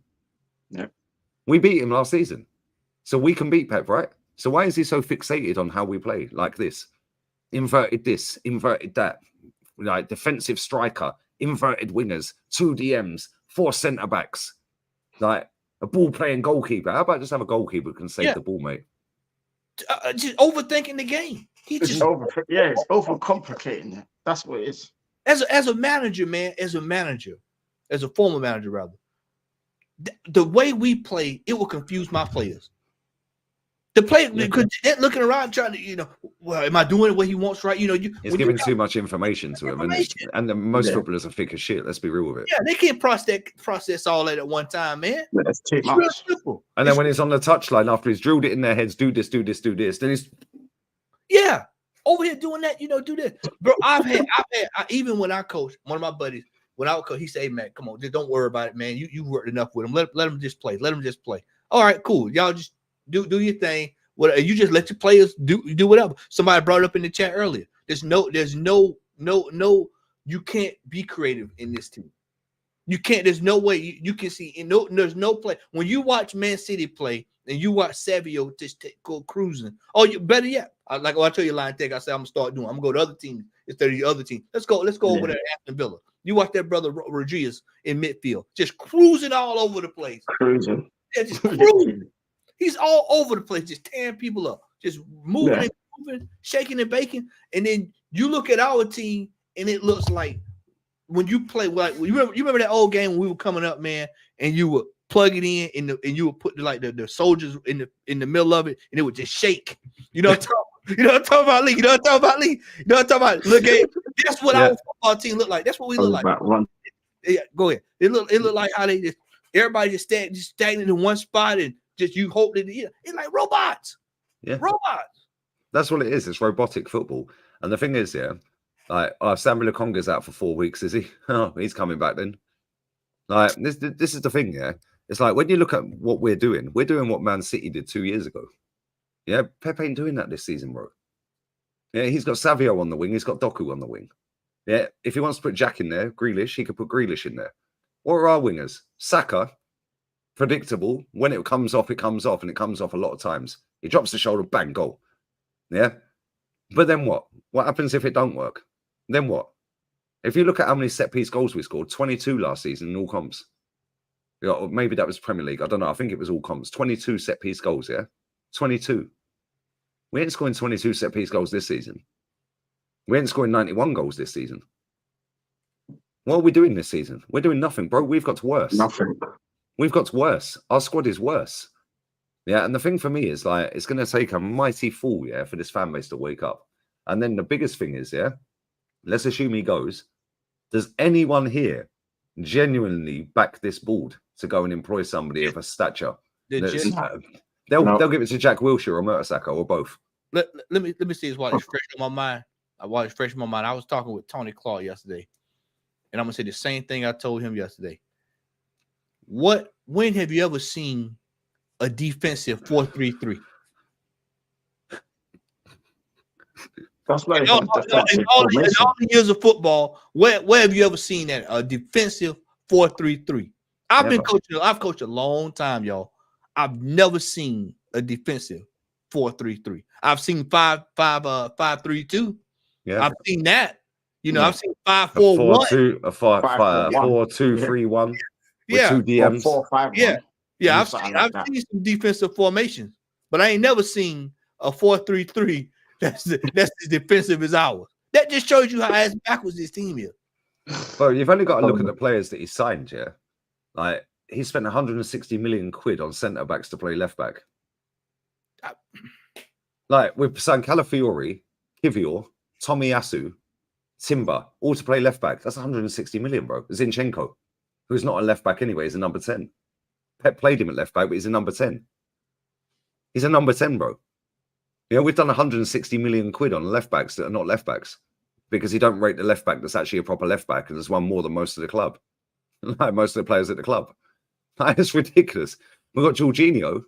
These men are convincing themselves, Jorginho and Thomas Partey at White Hart Lane. What happened last time Jorginho played against Tottenham?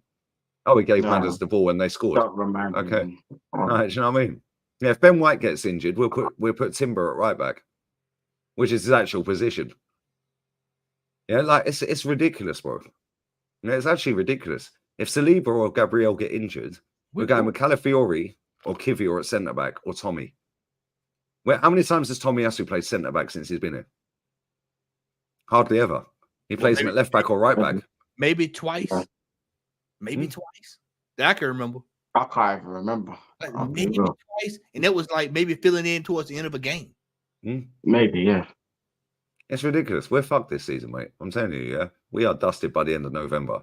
That run we have, yeah, where we have Liverpool at home, Newcastle away, Inter away, and Chelsea away, we're finished. We're done. And if we do not beat Tottenham and then we don't beat Man City, the league's dusted anyway, without that run. Because if we're 5, 6, 7, 8 points behind them, it's game over. You remember I told you this? I said you remember that year, was it 2012? Was it 2012, 2013? I said the season, it was just a long, boring season. We knew we weren't winning nothing, and we just had to coast. You know, it just you just had to deal with it. Well, you know what he'll do? You know what he'll do is if we're out the title race by Christmas, like if we're 7, 8, 9 points behind Man City, he'll start taking the FA Cup series again. Yep. Mm. Yep. Yeah. Yep. He'll load up. He'll load. Because this is what Wenger did. Wenger did exactly the same, bro. Yep. You could clearly see that Wenger was trying his best to win the FA Cup just by the team he put out, because you'd always be rolling out the third string players and all that. And all of a sudden you look up, you got starters in the game. You're like, wait a minute, now we taking this pretty serious. Mm. This season, this transfer window this year, and this season was, and so far it's been a disgrace. That transfer window was an absolute disgrace. It was an absolute disgrace, and it was an embarrassment. It was an embarrassment, and we did not go. But you know what, man? That transfer window shows me, yeah, that them 2 domestic cups, we're binning them this season, because he has not bought the adequate players, yeah, to compete in them competitions. So he's in his mind, yeah, he's gonna focus on the Champions League and the Premier League, because we've got all these fixtures, yeah, like three days apart. So he's gonna think in his head, you know what? I can't concentrate on all of these at the same time. So I'm gonna have to bin one of these to concentrate on the other 2, like he's done since he's flipping been here, apart from the first season. So it's just rinse and repeat. It's the same old bullshit all the time, bro. Like, when is enough gonna be enough? That's the $1 million question. That's the thing. When is enough gonna be enough? If he finishes outside the top 4 this season and don't win nothing, yeah, this fan base are going to go mad. And they're going to wake up to reality. And we're going to sit there and say, well, fucking told you for 5 years, mate. Yeah. Yeah. You've held us back for 5 years. You spunked 800 million quid of our money. Yeah, the next manager ain't getting 800 million. Nah. He might get 125 on a good day. He might not even last a year. But you know what? What did you say? What did you say earlier, Tech, about Unai Emery? What did you say earlier about him? What did you say? What did you say? Say it again. Yeah, about when Emery was here, yeah, and he had the January window in his first season, yeah. He came out, yeah, and he called out the board and said, look, they're not giving me no money. I can only loan players. And from then I thought, you know what? They're not backing him. They won't back the next manager how either. How long will it take for him to sack him? But yet they gave this manager all this money. What are they going to do? How are they going to peddle a process to us next time once he's gone? Let's assume he leaves at the end of the season, winning nothing, finishes 5th. Yeah, it's all hypotheticals, of course. Yeah, but let's assume he leaves 5th. Yeah, don't win nothing. Yeah, how are they then going to peddle a process to us, a youth project, and all this bullshit again? How are they going to dress that up to us? Because more people will wake up. It's the next chapter. It's the next chapter. Oh. We are dusted. This guy in the chat saying, "True, let's sack Arteta. Who are we going to get in? Or maybe Xavi Alonso, mate. How about that? What about Michelle? He seems to know how to beat big clubs. What's dominate their league? What's my boy Michelle over there at Jerome? Yeah. How about anyone who's won a trophy in the last 5 years? How about that? You know, who we gonna get if we sack him? Like, there's no one out there. Right here, this brother right here. He got it. He right there. Inzaghi, that's the one. Yeah, Inzaghi. Would he come? Lol. Why would a guy not want to come to Arsenal Football Club with the riches that we have available to us? Yeah, with the squad that we currently have. Instead, he'll stay in Bayer Leverkusen, who he's won 1 trophy, the title, the first ever title with. Yeah, in a league where he can't compete financially with Bayern Munich. Because I'll tell you something, he ain't winning the league this season. There's no way he's winning the league again. Yeah, ain't winning it. Yeah, and if Company starts flopping, they'll sack him and go and get somebody else. They'll sack him before it's too late. They kept Tuchel too long. If he starts flopping, they'll sack him real quick and they'll rectify it. He ain't winning the league this season. Yeah, he ain't winning it. Right? So why wouldn't he come to Arsenal? If you, you're saying, and this guy's in my chat all the time as well, chatting bollocks as well, yeah? Right? If Arsenal are so good structurally, financially, everything's great, we've got great players, everything's amazing, why the fuck wouldn't he want to come to Arsenal? And this is where that argument falls down, right? Because they say that we're great off the pitch, we've got the structure sorted, everything's class, we're united and all of this and this, yeah? Okay, cool. So why wouldn't any manager want to come to Arsenal? Because we've got a great structure. Yeah, we've got great players, apparently. Yeah, we've got loads of money. Why wouldn't a manager want to come to Arsenal? The only managers that are off the radar are probably Ancelotti, Pep, and maybe Klopp. Other than that, everyone else is available, mate. Yeah, and when people say, oh, but who's available? Yeah, who's available? Or was Mikel Merino available? He weren't until we put the money on the table, was he? Honestly. Yeah. Was Calafiori available? Oh, he weren't until we put the money on the table. It's the same with managers. If we want to go and get Inzaghi right now and go and pay 50 million quid a season for him right now and give them 50 million to buy him out of his contract, they'll sell him. They'll say, yeah, you can go. There you go. There's 50 million for the next 3 years, 50 each year for yourself, 150 million. And we'll give you Inter 50 million to get him out of his contract. You're telling me you ain't letting him go. You're telling me he ain't coming. How about that? Exactly. That's Allegri, Tuchel, who else? Bro, every manager is available apart from Pep, Klopp, and Ancelotti. Exactly. And all this nonsense about, oh, they're not available. Make them available. If he goes to a car lot, Make them available then, Yeah. innit? if he Throw goes the to bag at them and say, look, there's a, like what Lee said, there's a project here. What about Come Simeone? And then people go, oh, Simeone ain't won nothing for 3 years. Yeah, this fucker ain't won nothing for 4, mate. What are we doing here? 5. Yeah, 5, yeah. Right. No, what are we doing here? There's not a single manager in world football. Let's hope this guy's immortal. Let's hope he don't keel over and drop dead tonight. God forbid. Yeah, touch wood, he don't drop dead. Yeah. Let's hope that he don't wake up tomorrow and go, do you know what? I don't fancy it anymore. See you later. Because the club might as well fold then, isn't it? Yeah. Michel Sanchez. That guy plays the best football in Europe. Yeah, and he's doing it with Daley Blind. Yeah, Gazzaniga in goal. Yeah, 2 loanees from Man City that are now one's at Dortmund and one's back at Savio, the best winger in the fucking Premier League. Yeah, he was doing it with Dovbyk up front. Like, what are we doing here? Yeah, there's not a single manager. Man says Simeone speaks no English. That's rubbish. You obviously ain't watched the Simeone documentary. I was he hadn't watched it. Bro, you He obviously ain't watched the Simeone documentary. He speaks perfectly good English, mate. Exactly. Go watch the Simeone documentary. He speaks perfectly good English. Yeah. What are we doing here? And it is a myth that he plays negative I football. was just clicking on it as you said. I would say, fact. Anybody who watched La Liga in the last year realizes why they struggled last year. They completely went away from playing. Yeah, if they've actually played their negative football, they would have won something. Instead, they started playing ball and they didn't win anything. Yeah. How about we do this? How about we just go and get Wenger back? How about that? It'll make everybody feel good. Make everybody. That's one thing. Or how about we go and get? Or how about what we do is we go and get the Dortmund manager because he managed to get a Champions League final. Yeah, he managed to win a trophy in his first season. Yeah, he then went to be their sporting director, came back and then got him a Champions League final. How about that? Why don't we go and get the Brest manager? The Brest manager in his first season qualified Brest for the Champions League after having 14 years out of management. Bro, he was Watford's sporting director.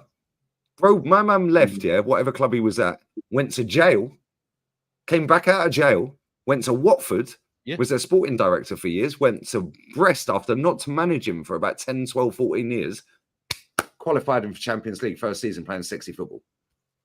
How about that? Yeah, go and get Jose. It is buku of managers available. There are strikers available. There are players that are there available. But these men love to dismiss people that are serial winners, mate. Yeah? Why can't we go and get Inzaghi? He's got 1 year left on his contract. Well, 2 now because he's just signed an extension for 1 year. Why didn't we go and get Inzaghi? And all that extension is, the only thing that extension is for them to get protect them. Yeah, what you just hey, would you pay this? Bang, here you go. We give them 25 million for Inzaghi. He's coming straight to Arsenal.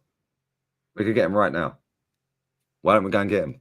Oh, but we have to rip it all up. He plays a 5 at the back. Well, we've got about 19 defenders, mate. So it'll be perfect. He'll find a way. He plays a 5 at the back. Bro, how many defenders do we have? We've got Tierney, Calafiori, Zinchenko, Kivior, Timber, Gabriel Magalhaes, Saliba, Ben White. Who else is there? Tomiyasu. Well, there's fucking 9 straight away. We've got a decent enough team for somebody that's experienced with some good experience can come in and get some out of this team. The problem is, just like the brother said in the chat, Arteta is not good enough for this team. And he should be, his level he should be playing on early Saturday morning in the EFL Championship. He should be down there dealing with a team, Plymouth Argyle or somebody, getting them sorted out. And this is why we cannot get over the hump. See, there comes a point where luck runs out, and it ran out last season. That ran out. Look at that. Sporting Lisbon manager. He managed to get over the line against Benfica. Big up Darren, bro. He got over the line versus Benfica and Porto. Yeah, bring the striker as well if you want. You're Chris. Hey, go get was it Porto? Go get their manager. Yeah. Oh no, he's gone. He's left. Conceição left. Conceição left? Yeah, he left. He had a bust up with the new owner or the okay. board. Yeah, he fucked him off, and that's why his son left. His son's at Juve now. Yeah. But again, yeah, Kieran Tierney at left back would cook, and he would cook. Yeah, he would cook. I forgot Tierney. So there's 10 defenders we got. So you're telling me that Inzaghi could not use 5 of them 10 defenders we got and get a tune out of them? Man said, get over Wenger. Bro, I can't stand Wenger. What the fuck are you waffling about? Yeah, however, Wenger and washed up 80-year-old Wenger is better than this manager. And that's been proven because this manager spent how many years sat next to Pep? We should have just gone and got Steve Bold. He sat next to Wenger for longer. Yeah, Steve Bold. It's true, though. I'll tell you what, I've got a great idea. I've got a better idea. I've sussed it. Apple. No, better than that. Since Arteta left Man City have won a 4-peat and a treble. Why don't we go and get their assistant? They're number 2, yeah. Why don't we go and get their number 2? He looks like Kevin Keegan. Yeah, he obviously knows what he's doing. They've won 4 trophies, 4 titles in a row since Arteta left. With him. And they won a treble. Why don't we go and get him? Yeah, he'd be cheap enough. We can blag the process thing again. Especially what we've done with Arteta. But this is the thing, yeah? Right? And when people say, who's available? Would he make us better? Okay, cool. Where if I forget Unai Emery? Forget Unai Emery for 1 minute, yeah? Right? The 2 managers before that, where did we get them from? Arsene Wenger we got from Grand Passate in Japan. Yeah? And where did we get George Graham? Oh, yeah, Millwall. So what are we doing here? Yeah, these men chat absolute bollocks, bro. You know what? And you know what? And lead that what you just said about George Graham. And this has been my whole gripe about the whole Arteta thing is that you got a guy that had no experience. If they'd said, well, you know what, we're going to get this guy from down at Queens Park Rangers somewhere. The dude's been coaching. So I kind of, okay, all right, I can kind of, all right. It's tough down there. Okay, all right. Well, this, you know, how many times have we had discussion, Lee, off camera?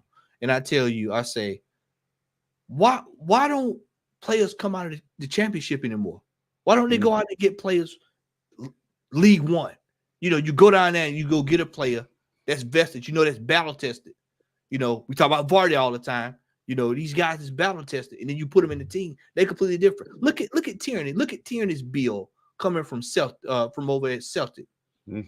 Just look at the bill. I mean, just look at the player as a whole. Look at that player, and then you look at the players that we get. Like, look at the Vieira.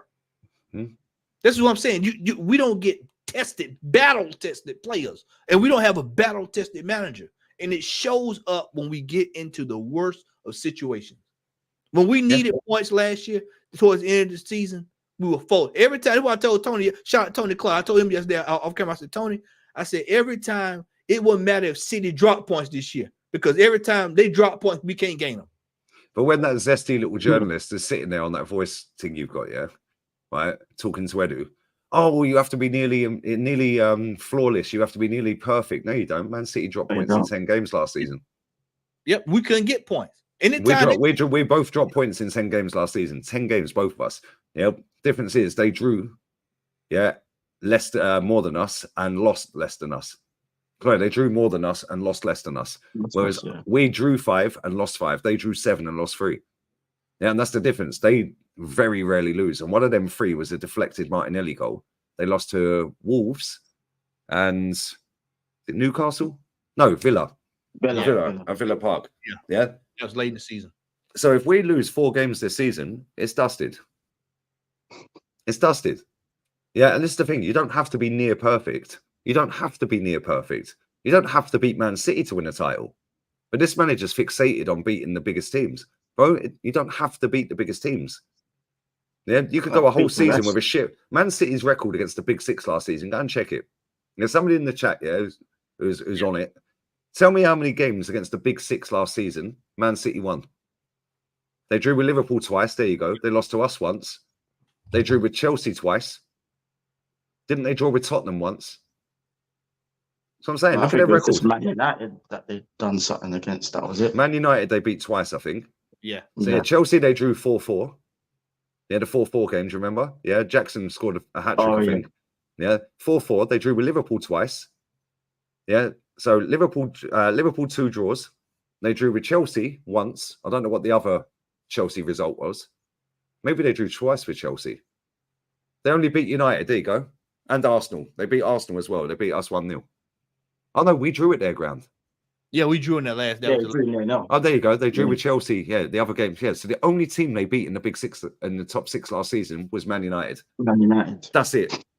And people run around here like, oh, man, they unbeatable. Oh, man, nothing you can do. And they won the league.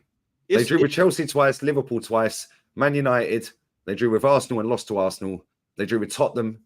Yeah, and did they beat Spurs? Yeah, they beat Spurs 2-0. They did at White Lane. Yes, they did. That was it. That was when our fans were on their knees because Son went clean through and missed. It was 1-0, wasn't it? Or 2-0. So they only beat Man United once and Spurs once. Out of all of the top 6 games. Out of 10 games, they won 2 of them. That's crazy. And they still won the league. But you have to be, oh, you've got to be flawless to beat them. Oh my God, you have to be perfect. No, you don't. Just win every other game. We never heard. I'm gonna drop a bomb. I love dropping my bombs like pow. We never heard back in the day. Back in the early, I'm talking when we were rolling in the 2000s, late 90s, 2000. Oh man, you gotta be perfect to beat Fergie. Oh man, you gotta be perfect. Yeah, but Matty, the points tally was less than. Yeah, it's still fucking relative. What are these people missing? Yeah, exactly. Still relative, isn't it? Yeah, I hear out there. Yeah, points tally. Yeah, points. Look how many points was, bro. You still had to win the freaking games. Exactly. You still had to get more points. Yeah, you still had to go to Old Trafford and get a goal. And this is another thing, yeah. They go, oh yeah, but you have to get 90 odd points to win the league. No, you don't. They won the league on 89 points. Last year they won it on 91. Cool. But the season before, when we bottled the title, they won it on 89 points. 89. If you go back 2 seasons before that, they won it on 86. Which, funny enough, is the same amount of points, yeah, that Poch got, yeah, when Conte won it on 93. Yep. Yeah. So what we're doing here? It's just an excuses. Excuse FC. Yeah, that's all it is. I'll be back in 1 minute, guys. Go ahead, brother. Yep, excuse FC, man. And these fans just constantly want to just hold on to the same old trope because we're not doing what we need to do, Tech, to get to the next level. No, we're not. And when you're 5 years into something, you're looking for tangibles. TANGIBLES, tangibles. Tangibles. We're looking for tangibles now. It's not second place finishes. Now, I don't want to hear it. It's time for tangibles. You need to see results. See results, man. Results. Yep. Because when I look at other folks, Lee alluded to it with Bayern Munich. You think company gonna be sitting there 20 games in and they in 3rd place? You think he gonna still have a job? No, his job's on the line now. You're right. His job was on the line when he came into the job. Next weekend, when that ball is kicked off, it's on the line right then. His job is on the line right then. That's the thing, Matty. When you go to these clubs, yeah, your job is on the line when you get the job. They say if you fall out of line, you're gone. They don't ramp. They don't mess around. With us, yeah, we just give them, oh, you could just stay for 5 years. We do a process. We could do a 9-year death row process. At flipping Real Madrid, Bayern Munich, even Barcelona, all of these big teams, yeah, you don't see these managers lasting more than a year, maybe 2 years max. None of them, even if they win something, they still get sacked because, yeah, you have to win a certain way. Like, you can't be winning, bumbling and stumbling. You have to be winning proper. Yeah. But I've seen managers get sacked by winning the league. You know what I mean? By Bro, we winning the see- league, they still get sacked. Bro, you seen what Chelsea do to the managers back in the day, man? Yeah. Look, bro, they fired the dude that won. What's his name? That won the first, but Roberto Di Matteo. When they won the championship, he was sacked. They got sacked. Dumped the next year. Goose hitting. Dumped. They Exactly. dumped. Bro, Chelsea dumped them. Man. Folks be, oh man, the standard was so high over there at Chelsea, man. They will fire your ass quicker than Pat got out the army.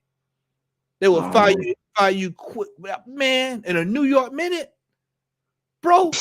Only Arsenal do we have this. We want to wait and hold on for folks. Only Arsenal.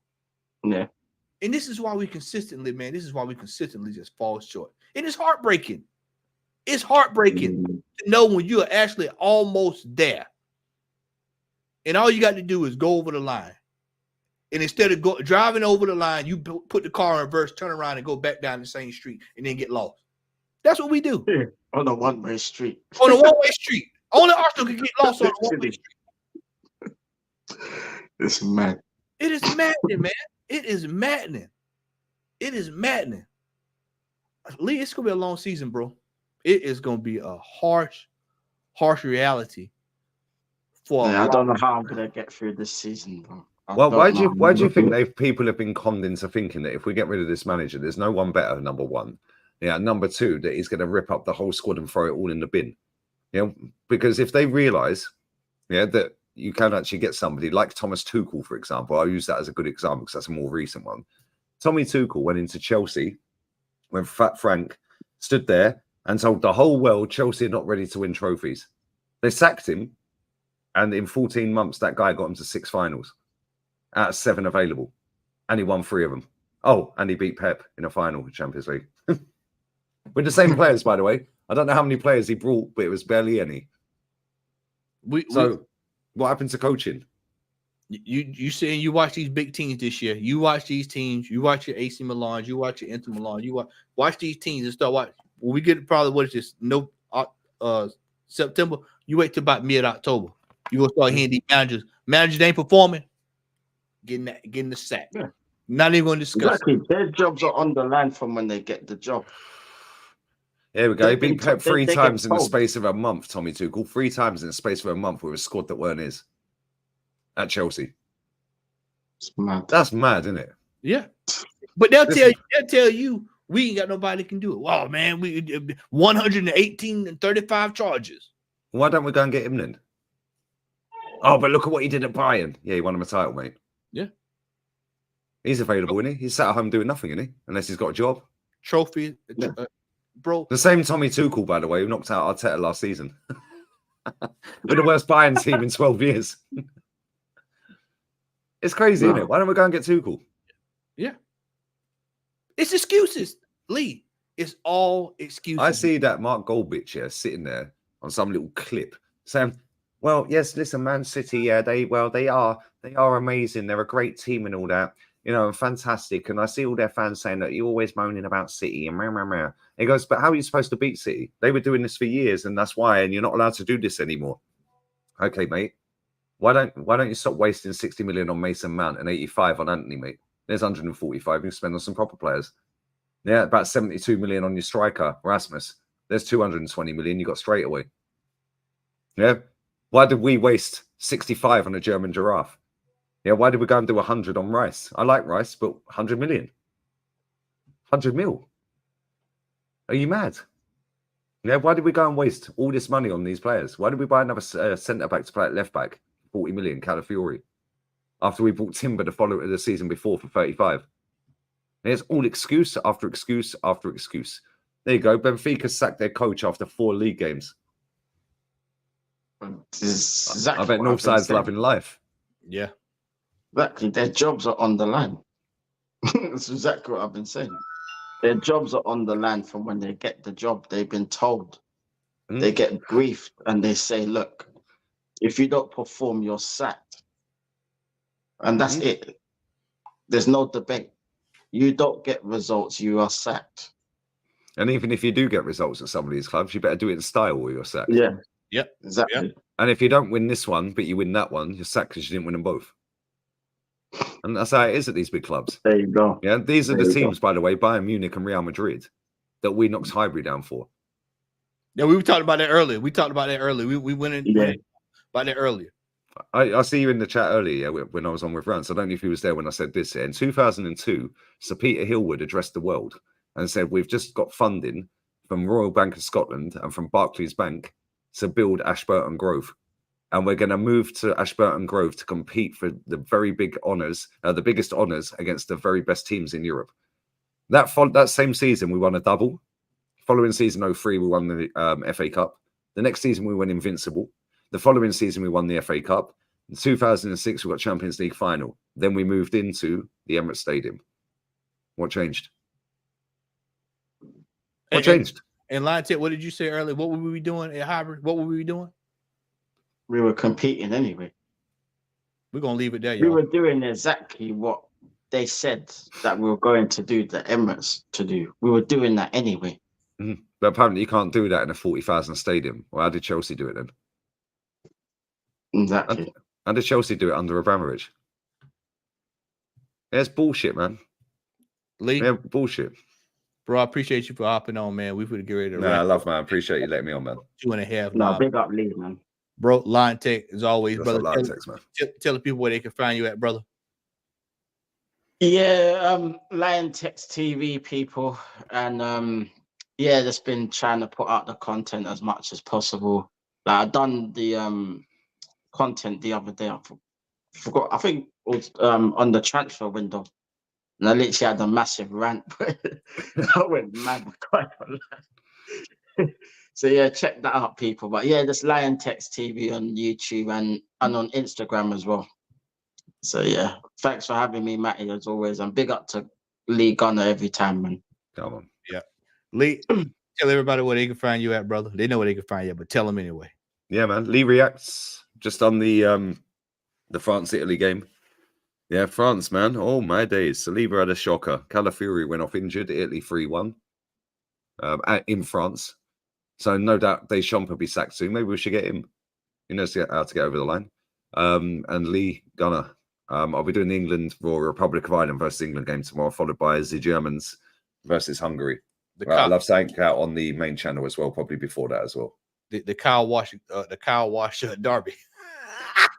The Declan Rice derby tomorrow as well, man. Yeah. Awesome, man. Well, gentlemen, appreciate it, man. Appreciate y'all joining, man. Everybody in the chat, much love.